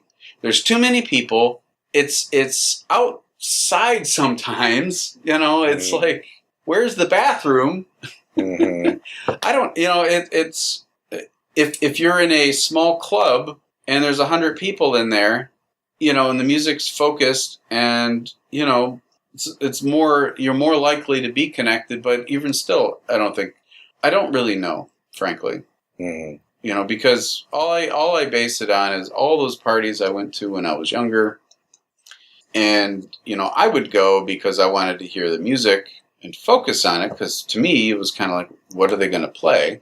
Right. Right? Because I wasn't collecting records then, any of that stuff. I was just in my studio, or I was with musician friends, or I was at these parties listening to the music. I wasn't there with my group of friends dancing around and acting goofy, I would dance, I would do it, but I was focusing on hearing what other artists were making through the records that the DJs were playing. I was learning. Right. Really. And it was like class for me. Yeah. Right, when I was younger. And so, I identify with going to those settings to hear the music as a form of education and knowledge gathering about the music. Mm-hmm. But at the same time, it's not hard to see what's going on around you. And, quite frankly, towards the mid to late 90s, I was kind of done with that whole party thing, because I was getting tired of the drugs and just, the cops busting up all the parties. Obviously, that's kind of a downer. Yeah. And then, I went to the dance clubs in town as well, because, friends would be DJing or whatnot, and I'd go there to hang and listen to music and meet other friends that were going to be there, musicians and stuff, and to chat and make plans for the next time we get together to go make music, all that kind of stuff. Mm-hmm. But it's entertainment. So the technology today being developed for electronic music, it's trying to make there's a lot of focus on the entertainment consistency, right? Everybody knows about the auto sync button or whatever. Mm. Trying to automate it to make it more like just an iPod sitting on stage or whatever, Mm-hmm. And I think that's because everybody knows that most of the people in the crowd aren't really listening to the music on a level that is academic. And they shouldn't, because that's not what that whole thing is for. Right. So, I don't know. I don't identify with it, and I don't think I ever really had. It's interesting because we're so close to it that we take it personally, so we forget that it's an escape for the audience. Yeah, well, the whole event is an escape, and part of that event is music. Mm-hmm. But for us, for a smaller number of people, and I'm not, there are people who are more dedicated to the art form than the entertainment, but, in a way, you can't have one without the other, especially when it comes to techno, right? Like I was saying earlier, when you say techno, people imagine the event. They don't think about the artists and the music they make, unless they're headliners at those events. Mm-hmm. But all the other people, one of those A-lister guys or whatever, or even B-lister guys who are popular. I don't know why I say guys. There's women too. Peeps. Peeps, the peeps. It is a male-heavy thing, but it always has been, and it's good to see that that's changing. But the people, the DJs that are playing music, the people in the crowd probably don't know that maybe half the time they're playing music by people nobody's heard of. Right. I'm pretty sure there's probably been DJs that have played my music in big venues, and I didn't know it because it was in some other place, some other time, and they played like a portion of some song because it's weird. Mm-hmm. Just to be a weird break somewhere. I would never know. Mm-hmm. Right? The people in the crowd probably didn't really even hear it enough to be able to, if they heard it again, know they've heard it before. Yeah. And there's probably a lot of artists out there, like me, obscure folks that had made a song that was very danceable, that some DJ used, because it's stuff so accessible now. I mean, you can rip stuff off of SoundCloud, you can rip stuff off of YouTube, and DJs play that shit. I don't care what anyone thinks, but you're not going to be able to tell the difference between a crappy MP3 and a high-definition WAV file when you're blasting through, thousands of watts. You cannot discern the difference. And I'm sure they're playing stuff like that, and the sad thing is, all the years of effort people put into making music, everybody in that big-ass festival or that room would never know who that is, never care to know who that is. If they heard the song again, probably wouldn't recognize it because it was twisted around or totally under a different context, or they heard it while they were on some drug and it sounded one way, and when they were sober, they heard it another way and it didn't click. Mm-hmm. And in this day and age, years ago, when we were younger, there was a smaller number of people making music, and it was easier to identify who's doing what when you heard music coming from the DJ, and you could find out who stuff was. Because chances are, if you went to the local record stores, you'd find those same records those DJs were playing last week. Right. And you could say, oh, it was this guy, or this woman, or whatever. Mm. Today, a DJ can play a whole set of music that's dance music, and it would work, and only some of it you'd know if you really, really followed music. But the reality is most of the people in that room have no idea who any of it is, except for maybe a couple of tracks that DJ made. Right. And that's kind of weird. It's probably the one instance where vocals really set a song apart. I mean, well, maybe not the one, the only, or always. Or that sample, or that vocal. It's if they're, unless, or there's something that stands out that's absolutely remarkable, some sort of a bass line, some sort of a acid line, something so unique, but like, how often does that happen with a bass line? How often does that happen with a synth? Especially when you're listening to... If it's vocals, that makes sense. But especially if you're listening to what I call contemporary German techno, right? Yeah. People used to joke years ago about techno, like, you can't tell one song from the other. Well, today, you really can't. Right. Very difficult, because a lot of it is automated, and it's programmed, and it's computerized, and there's a certain sound that Ableton can make if you really let it. Yeah. Yeah. You got pause? Yeah. I got this. Me too. All right. So, Southern Brickface was a collection of your early works. Yeah, and so that was a release. That was the first release we put out on Equal. Yes.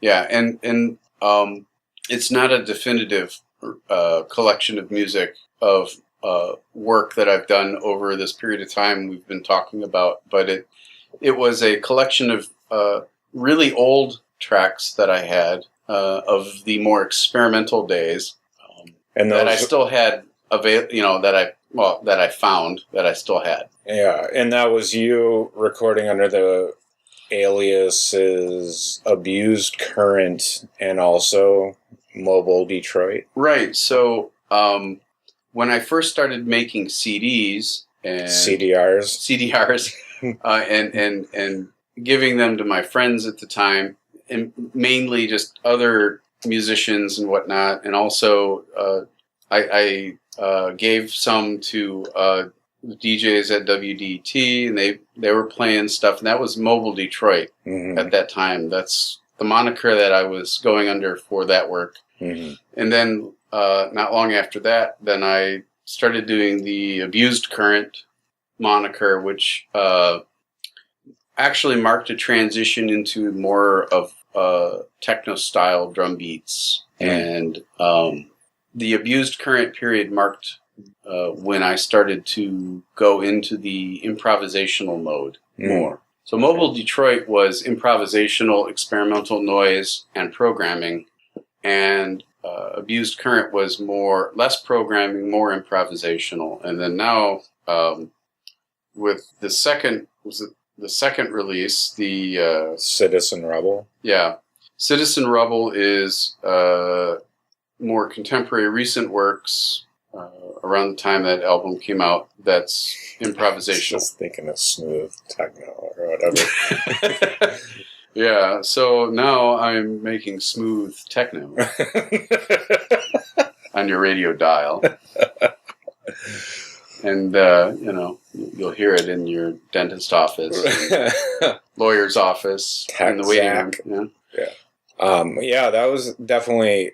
Citizen Rebel, I think, really was a significant change towards something that was probably a little bit more DJ friendly.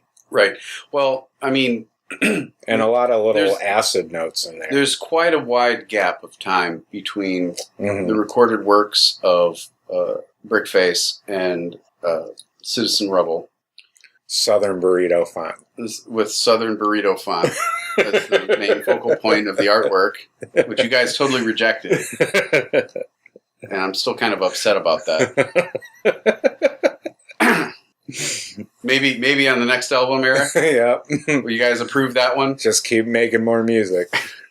But yeah, eventually you'll get your burrito font. Yeah, so the whole purpose of the Southern Brickface album was to just kind of provide a context of change, but it wasn't necessarily it's not like an anthology of, every so many years there's another, this is the progression. I mean, we're talking a span of maybe 15 years, 20 years, close to 20, around in that area of mindset change. What's strange, though, and interesting to me, it doesn't sound like when you listen to it as a collective, it doesn't sound like, to me, it doesn't sound like 20 years could be passing. Yeah. Well, Brickface, I would say 15 years. But a lot of music has occurred between that album and the Rebel album.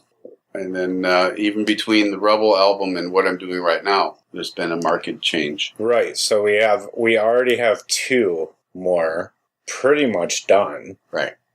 And you're already working on new stuff. Oh yeah. I mean, it's not as though there's no lack of music. Get it? Yeah, no, there's no lack of music, and there's really no gap in music, except that I'm not into releasing music every time I write a new song. Yeah. Just because I don't, And there's maybe there's no excuse, but there's just I don't make music to make albums. So, what I like about Equal is that there is no pressure to release. Yeah. Just because there is music. A lot of labels, I think, will release whatever they like when they can get their hands on it, and they do it. And it's so easy to release albums. I mean, if we wanted to, I could release 10 albums right now of material nobody's heard under Equal. But, and maybe we will, and maybe we won't. And how important is it? I don't know. Right.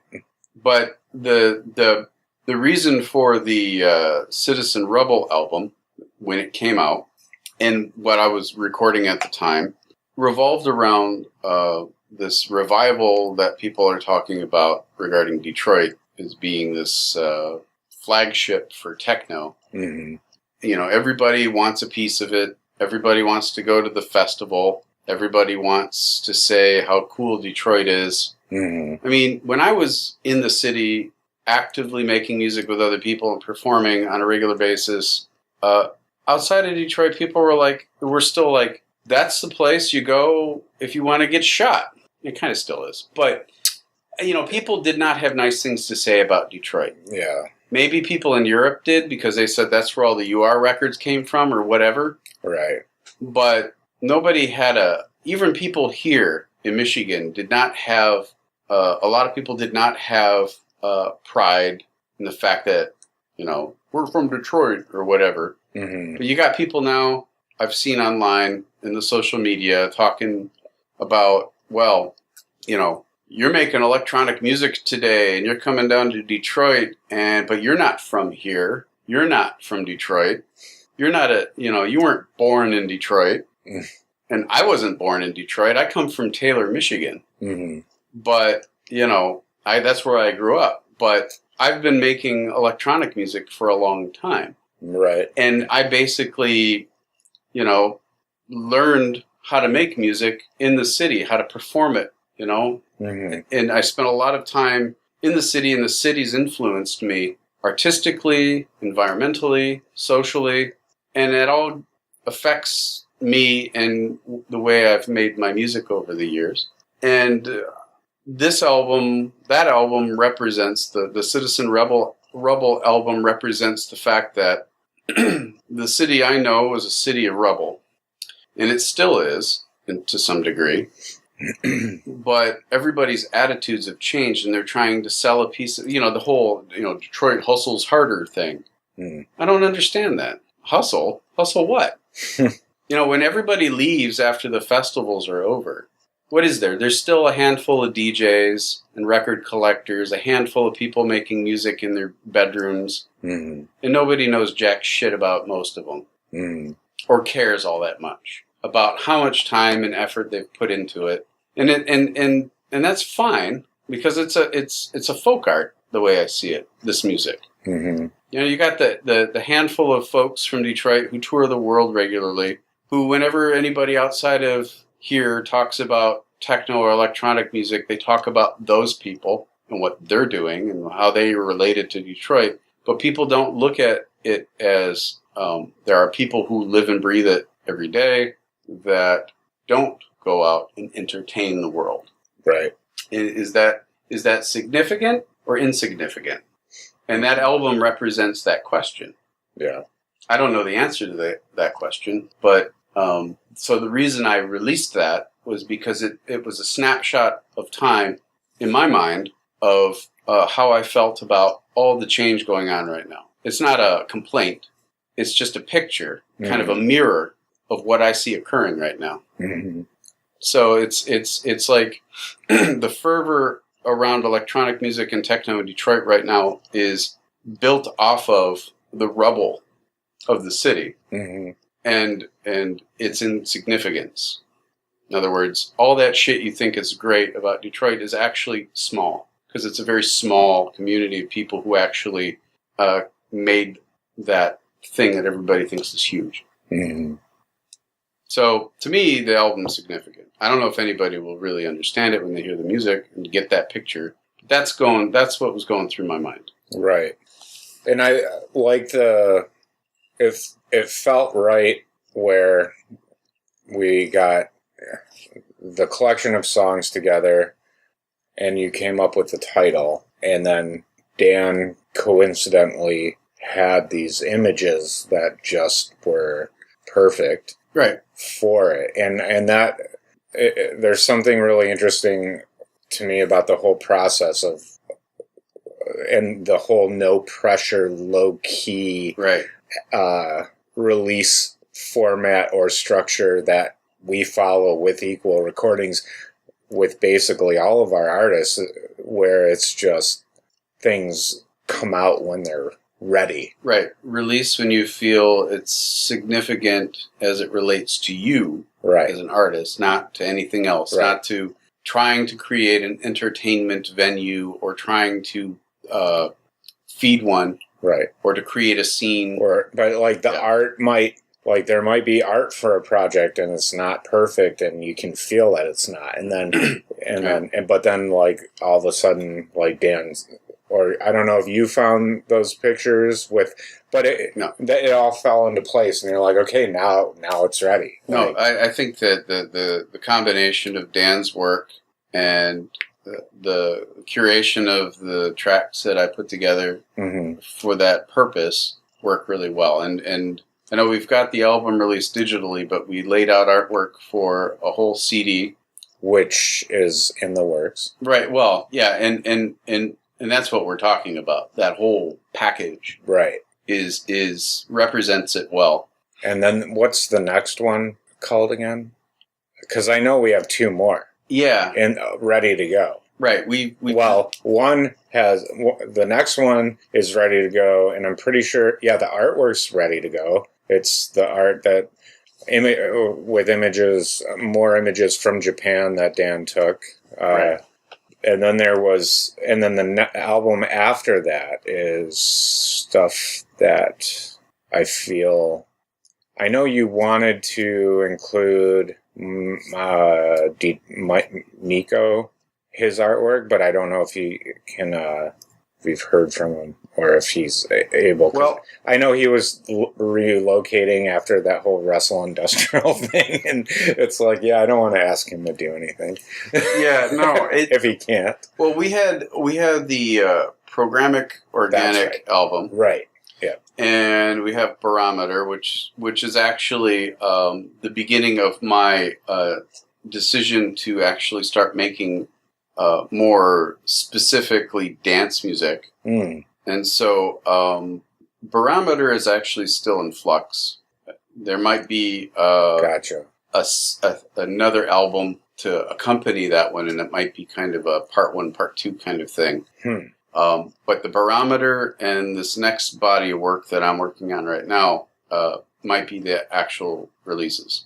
Nice. That we put out. Now, the Programmic Organic thing, I don't know. I mean, I like it, but I don't. There's no real good context for it outside of myself, right? To where I can say it relates to something specific.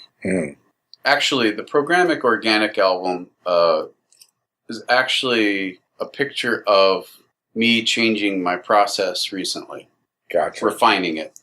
So it's more of an experimental album, and I'm not really sure. Maybe we'll release it at the same time just for context, to show progression. But I don't know if it's important enough to release. I think it is. Okay, well then we'll release it. See how this is done? It's just that easy. It's just that easy. We'll see. But it's hard, I don't want to create a lot of noise in the interwebs. But, What about... are you interested in performing live? Because I ask this because you're talking about how is this art? Is this entertainment? Yeah, right. But you play live. So you're right. I do. You record live. And last summer I did a few local shows where I live now. Small venues, nothing notable. I didn't play at an outdoor techno festival. Or a rave. I didn't play at a rave. You didn't rave till dawn. I didn't play at a warehouse party, but I've decided on my live rig.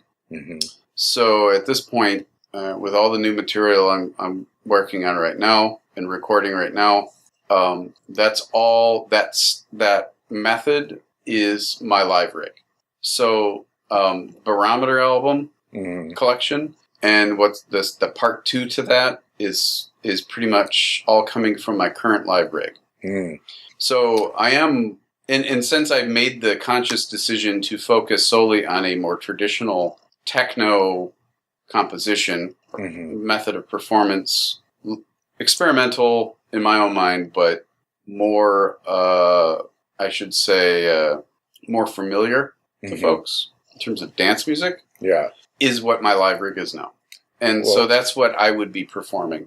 Because that's what's interesting to me is after, like, with this, all of this discussion, it's like we're talking about the artistic and experimental side of everything, but it seems like right, you are heading. Let me reframe this. Let me just say it real quick. It seems like you're heading towards rocking the party. Yeah. Well, but I think indirectly, I think I'm at a point where okay.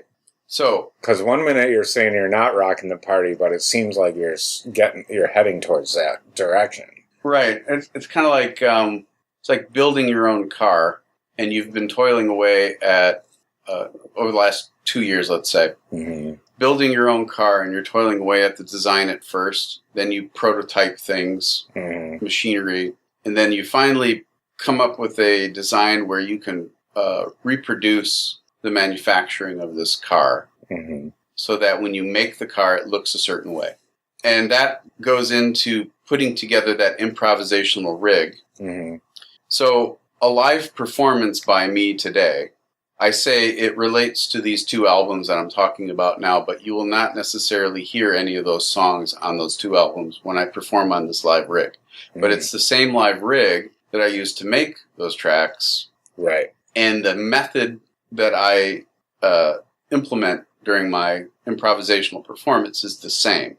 Even on a consistent level in terms of my mindset, how I start, how I end, and how I deliver would be in the same vein. So in essence, if I was to go perform tomorrow on this rig, it would be the same exact thing that I would do in my studio to record a new song. So you would be hearing live a new song. And you know, that's what it is. So you're hearing me, you're not hearing the programming on the machines, right? You're not hearing a reproduction or an assimilation or facsimile, if you will, of a previous recording. Yeah. That was as recent as last week. That would be a cool release. But it's not just a bunch of random shit. Right. Right? Yeah. I mean, I think it would be interesting for you to go on stage or perform in front of an audience something entirely brand new. It would be record it and then master it and put that out for the rest of the world. It would almost be like the opposite of what most people. Frankly, if I was going to perform, I would rather have whoever's there hear it and that be the recording. So it's not. I'm not. If you want to listen to something I did over and over again, you know, buy an album, listen to the album. Yeah. Right? Yeah. Or if you want to see me make a song that would be on one of my albums, that would be my performance. Yeah.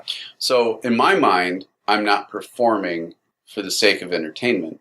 I'm going through the creative process of making music in the way that I've been doing it recently. And that's the essence of kind of what I'm always striving for in all the different areas that I work in musically. That process.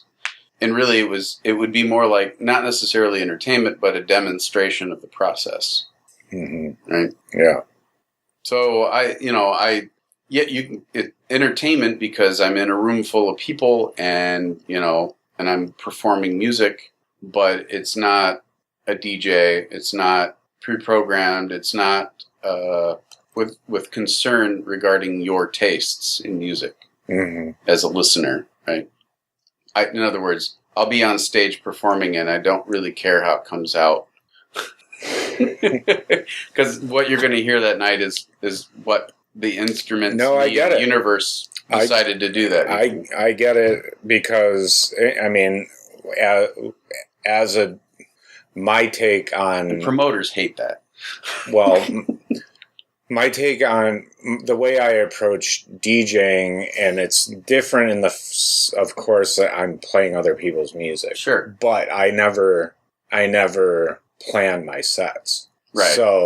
So I pull shit out, and sometimes it works and sometimes it doesn't. Right. And I don't I hope people like it, and I think for the most part people do, right. But nothing is ever planned, right? And I mean, I get that it's different, but it's... So your record collection that you brought to the show would be akin to the patterns that I have in my instruments that night when I start, but the process that I go through also involves modifying those patterns as I'm performing them. Mm-hmm. So the patterns on the machines when I end at the evening are different than what I started with, and that's what I go home with. Right.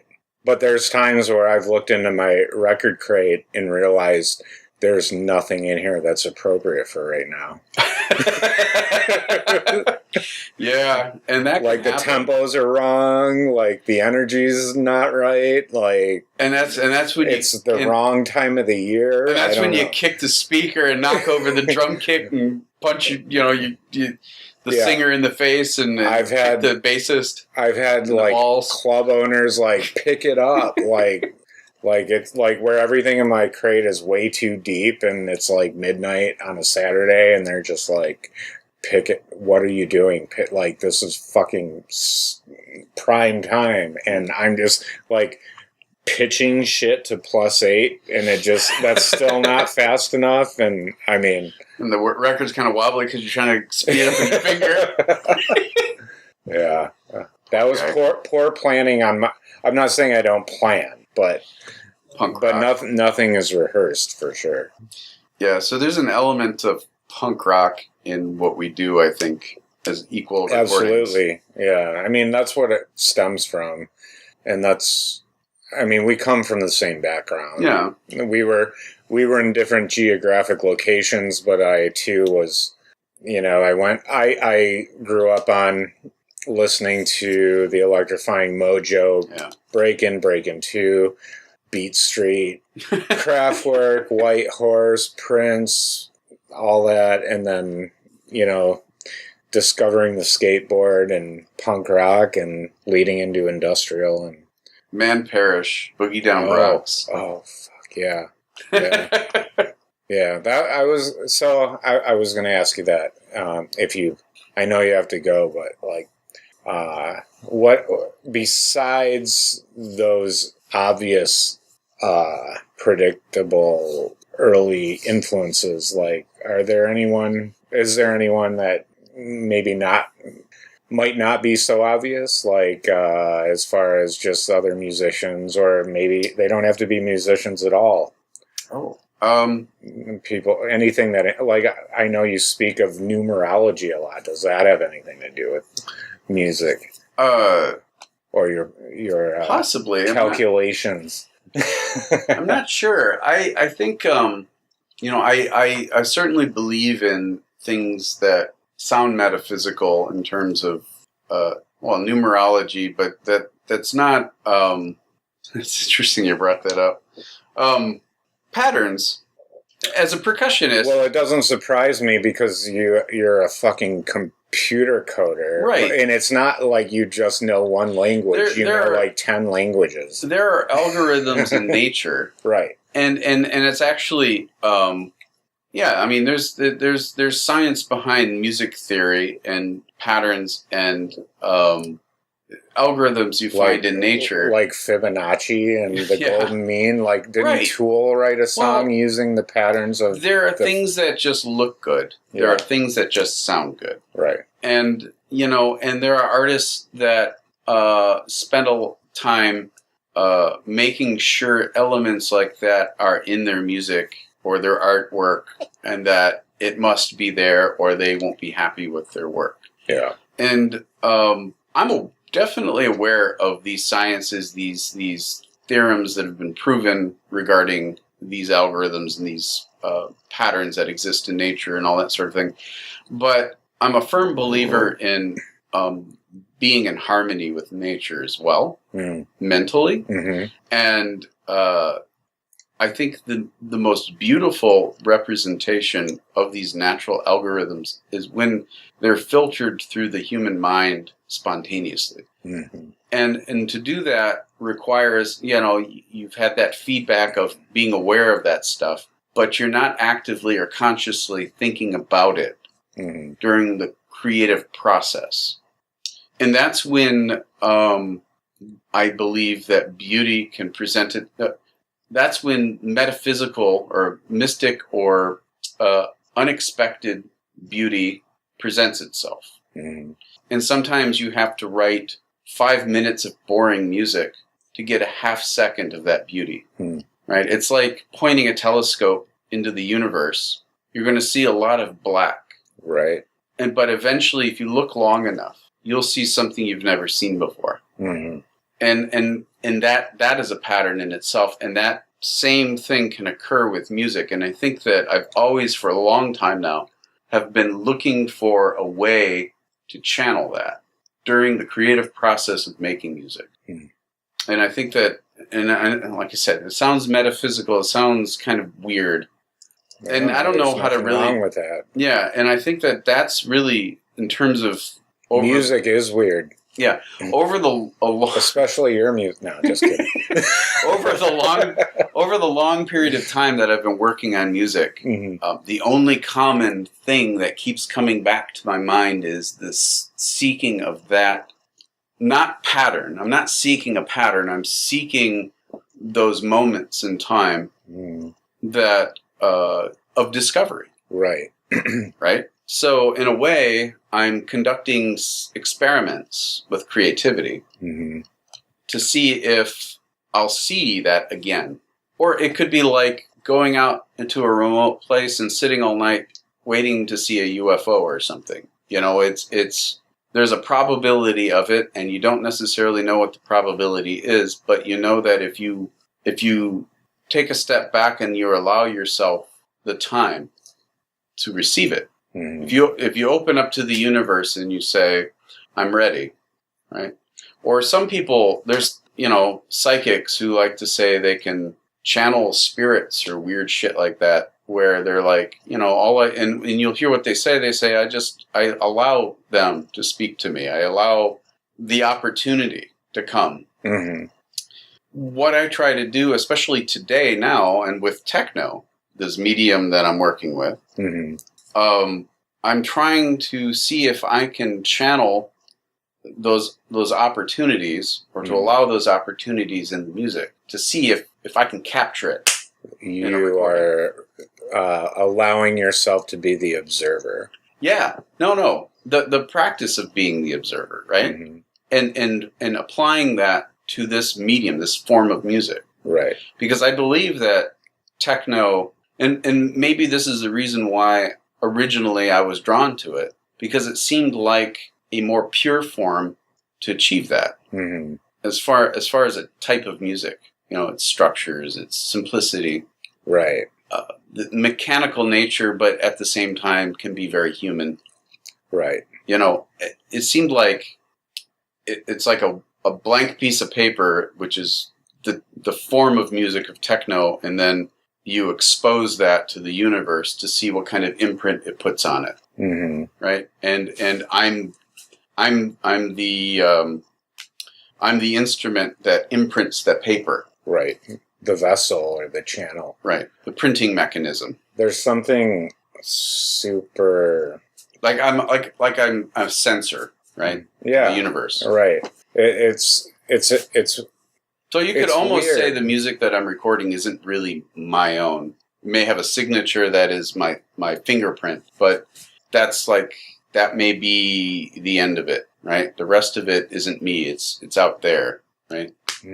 Or everything that's ever. Well, I often feel that way a lot when I play records, and this is very similar to what people talk about with flow states and that whole concept of just fluidity, and even you hear DJs the eye of the tiger, where you're just moving and shit is flowing through you, and there's no plan, there's no thought in it, and it's like martial art. It's like you're like in the Matrix, and the fucking agents are shooting guns, and you're dodging bullets, and you don't even know how. There's that thing that I consider the mythology of the DJ, feeling the crowd and playing what they want to hear, right? Yeah. But, I mean, the DJ is limited by what's in their crate or on their Spotify account or whatever. I don't know what people use anymore for that stuff. But I don't really believe that the DJ is feeling what the crowd wants to hear. I think the DJ is responding to their intuition. Yeah. And that intuition is something that could be influenced by other people in the room, but I don't think from the standpoint of a DJ looking at the crowd and saying, okay, that person over there wants to hear this and that person over there wants to hear that, and if I play both of those, they would like come together and kiss or something. Right. It's not like that. I think it's kind of like tuning in to how you feel as the DJ, knowing what you know is in your crate and your own experiences of what you've heard in your crate. And your intuition is saying, play this next because it'll sound good. Yeah. But there's also just this blur moment. Yeah. Where there's just no thought. Right. And you're moving, your arms, everything, you're bobbing and moving, and knobs are being twisted, and faders are being crossed, and volumes left and right, up and down, but there's no thought. It's just happening. Right. The more you do it, the more and more deliberate your movements become, more simplified your movements become, because and when you notice yourself doing that while you're performing or playing, really what that is an indication that you're in tune with what you're doing. Mm-hmm. And I see a lot of people performing on gear, right? Because I like to watch people when they perform. I'll see YouTube videos or whatever, people playing their instruments on a video feed, and they're recording it. And I can tell, and maybe I'm an idiot, maybe I'm completely wrong, but sometimes I'll watch somebody doing it, and they're touching a knob, and they touch it over and over and over. I mean, Jeff Mills does that. Touch it over and over again, and their hands are flying all over the place, and they're very animated. Right. But if you listen to the music, they're not changing it very much or at all. Yeah. Or you might see another video where a person's obviously doing an improvisational thing with gear, and they'll hold a knob and then they'll turn it, and then you can see that very deliberate movements. And when I see that, my thought is that person's in tune with their instruments and what they're doing. Yeah. Regardless of what I think of the music, but I can hear the music changing, and I can hear they're being deliberate. And they're not overly animated, because if you are, you're not really focused on what you're doing. And, when you're performing in front of a lot of people, you do get nervous. That's just a normal part of entertaining, performing. Yeah. And there is a certain amount of jitterness that you might get when you're touching your instruments that's noticeable, and that's different than that flamboyant all over the place thing. Right. Right? That's just, you can see that, and that's just nervousness, but you can still be deliberate. But I often, when I watch people perform, that's what I'm looking at. Now, I don't know if I'm right about my hypothesis on any of that, but in my own experience when I was younger, I was more nervous and more jumpy with the knobs. Now, when I touch an instrument, I only touch it if I'm going to change it. It's like, if you pull a gun on somebody, you better be ready to use it. It's like that. It's intent. And if you're in that mode of, if you find yourself in that meditative state where you're totally engrossed in what you're doing, there is no crowd anymore. Right. It's just you and what you hear and your interaction with the instruments. And if you've been doing it for a while and you do it regularly, like I touch my instruments like that on a weekly basis at least, right? I'm intimate with my instruments on a weekly basis or more frequently than that. And especially these days, I've been doing it much more than usual. And now if I look at myself I think doing you have a problem. Yeah, I do. And I'm more... Just kidding. I'm more deliberate with it. Yeah. So I don't know if that's an indication of anything particular, but it's something that I found interesting that kind of, I believe, supports my feelings regarding the whole channeling thing. But, everybody's different, so it's hard to know really for sure. So no influences then? Oh, no influences. You're talking musical influences? Just no. I mean, like the like I said, could be, or I mean, outside of Electrifying Mojo and the early breakdancing days, industrial and punk. I mean, I don't know what else is there. Like, there's got to be someone out there. Punk. Someone out there that we wouldn't expect, maybe. I don't know, but whenever I think about punk today, there's only one group that I still like, and that's Minor Threat. There you go.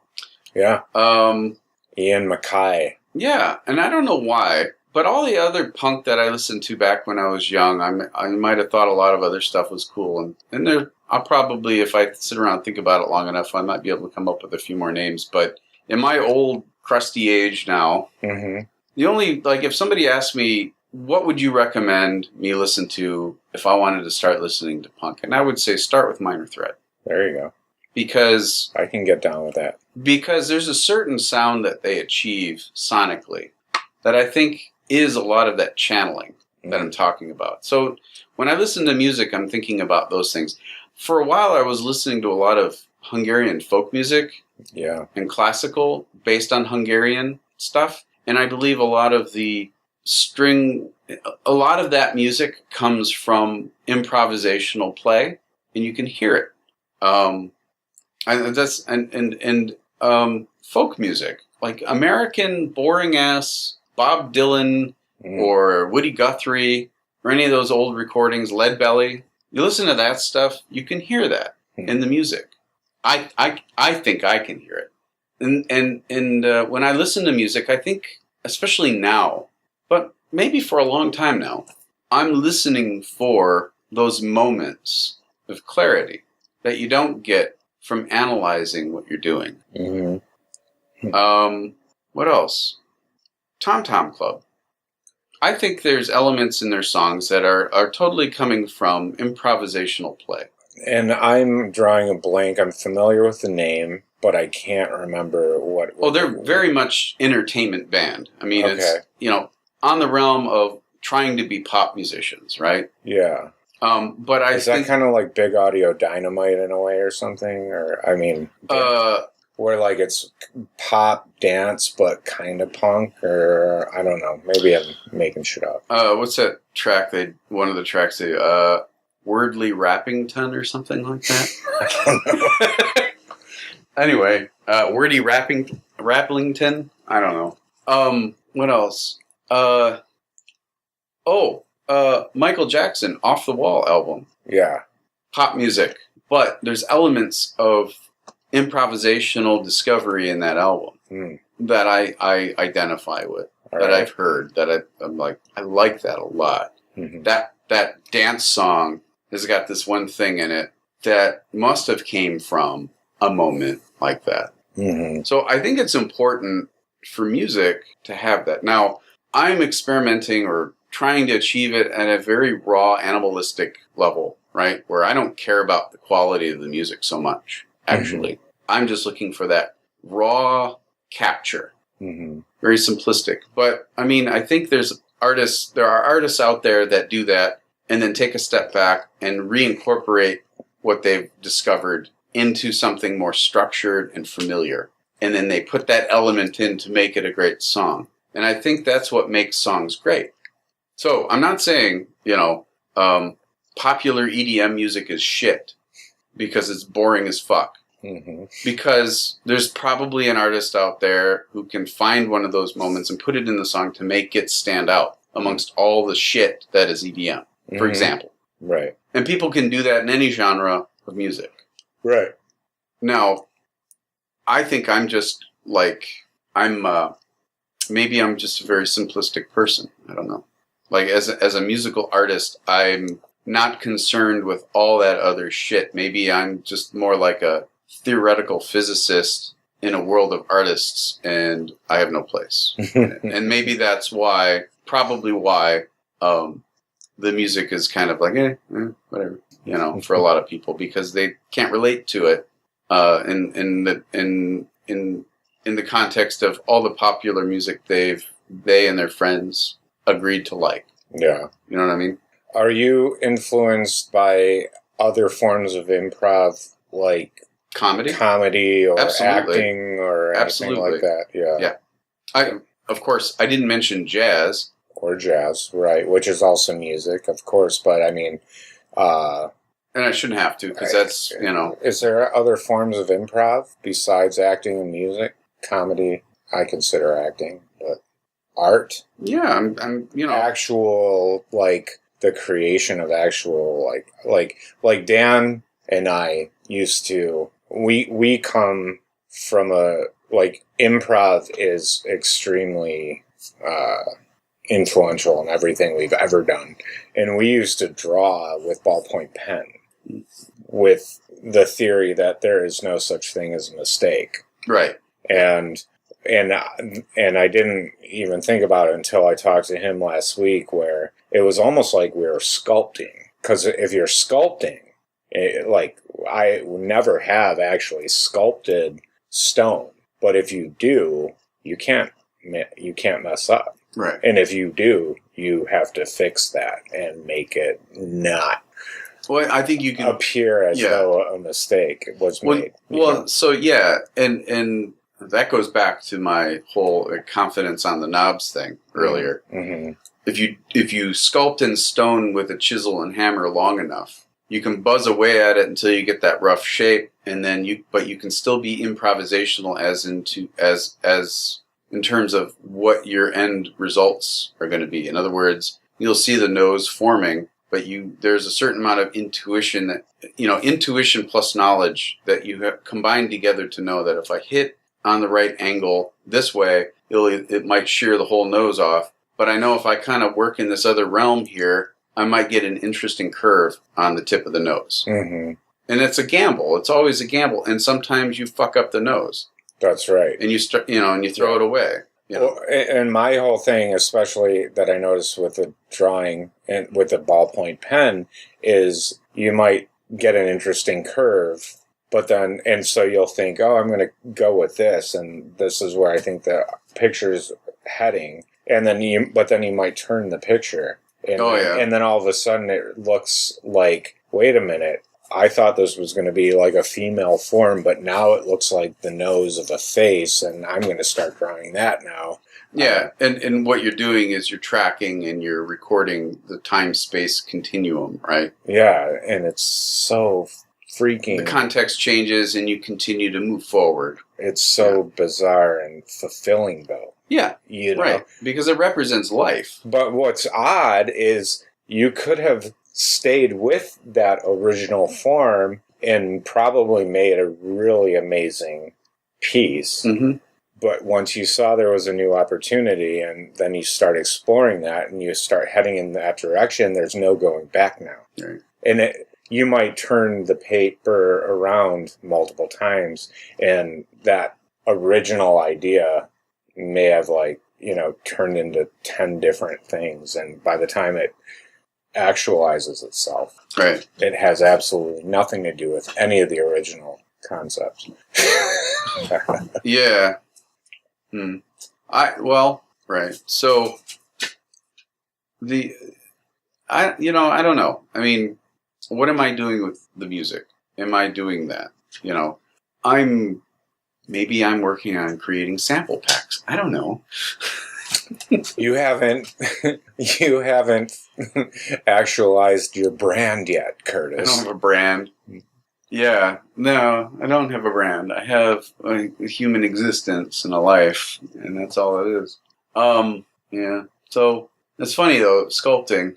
In a way, sometimes I used to think of my music as a form of audio sculpture, but I don't know anymore if that's what it is. But yeah, I'm just looking to capture the essence of something that I don't know exists yet, or if it does.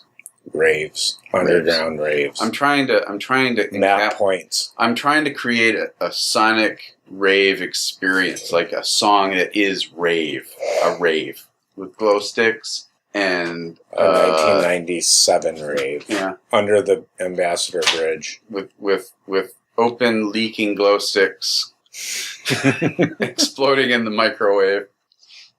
Yeah, that's all it is. That's all it is, folks. So, what's the new album? What's it called again? Barometer? Barometer. Yeah. And you think this is the closest, most dance friendly, DJ friendly, but not trying to entertain music you've ever made? Yeah, I think it is. And I think it's gonna wow your socks off. Using cosmic fingers to pull your socks off and wind them up into a ball. Flamboyant fingers. Covered in glow stick liquid. And plur. Glow stick jizz. Plur. Plur. Plur. Of course, still. Rave till dawn. Still. And make excuses. Even when you're 40. Yeah. No, I don't do that. Yeah. So, yeah. So, that's it. That's all I got. Yeah. All right, man. Good enough for a poke. We good? Yeah, we're good. All right. I should also point out that the little song you hear at the beginning of each episode is a little remix that Curtis did a long time ago that I always got a kick out of, and I just felt like I always wanted to use it for something, and this just seemed to be the perfect situation. So thank you for that. If you'd like to find out more about Curtis, probably the best way to reach out to him would be to visit his SoundCloud page online, which the URL for that would be soundcloud.com/lack music. That is soundcloud.com/LACK_music. If you'd like to find out more about me, once again, you can visit my website, erichinchman.com, where you can read my blog, find links to just about every social media channel you could possibly want to find me on, and join my newsletter if you'd like to consistently stay on top of what's going on in my world. I'd like to thank everyone once again for listening. And a little update in podcast news for the show specifically, we've reached a number of new platforms in the last week. So once again, I still encourage you, if you are so inclined to reach out, try the Anchor platform if you'd like to call in. This is still something that I haven't experienced yet, but apparently you as listeners via the iOS app or Android app, by searching the show, listeners are able to call in or comment. The show is now also available in the Apple Podcasts iTunes directory, as well as Google Podcasts directory, and can be streamed on Spotify, Breaker, Overcast, Pocket Casts, Radio Public, and Stitcher. And another thing that I've not tried myself yet, but apparently you can now listen to this show across smart speaker devices like the Apple HomePod and Google Home by saying, "Hey, insert device name here, play the podcast Eric Show." So that's about all I have for now in the news department. Oh yeah, one last thing, if you like what we're doing, do me a favor, do us all a favor, across any of the channels that I just mentioned. Like, comment, subscribe, rate, share, to help spread the word. I genuinely appreciate it. And on that note, I want to remind everyone to check out Curtis Paul's Southern Brickface album, and also stay tuned because he already has a number of other, at least 2 more full-length albums ready to go. But for this episode, we will lead out with a new song off of Curtis Paul's Citizen Rubble full-length album, a track called Come Back.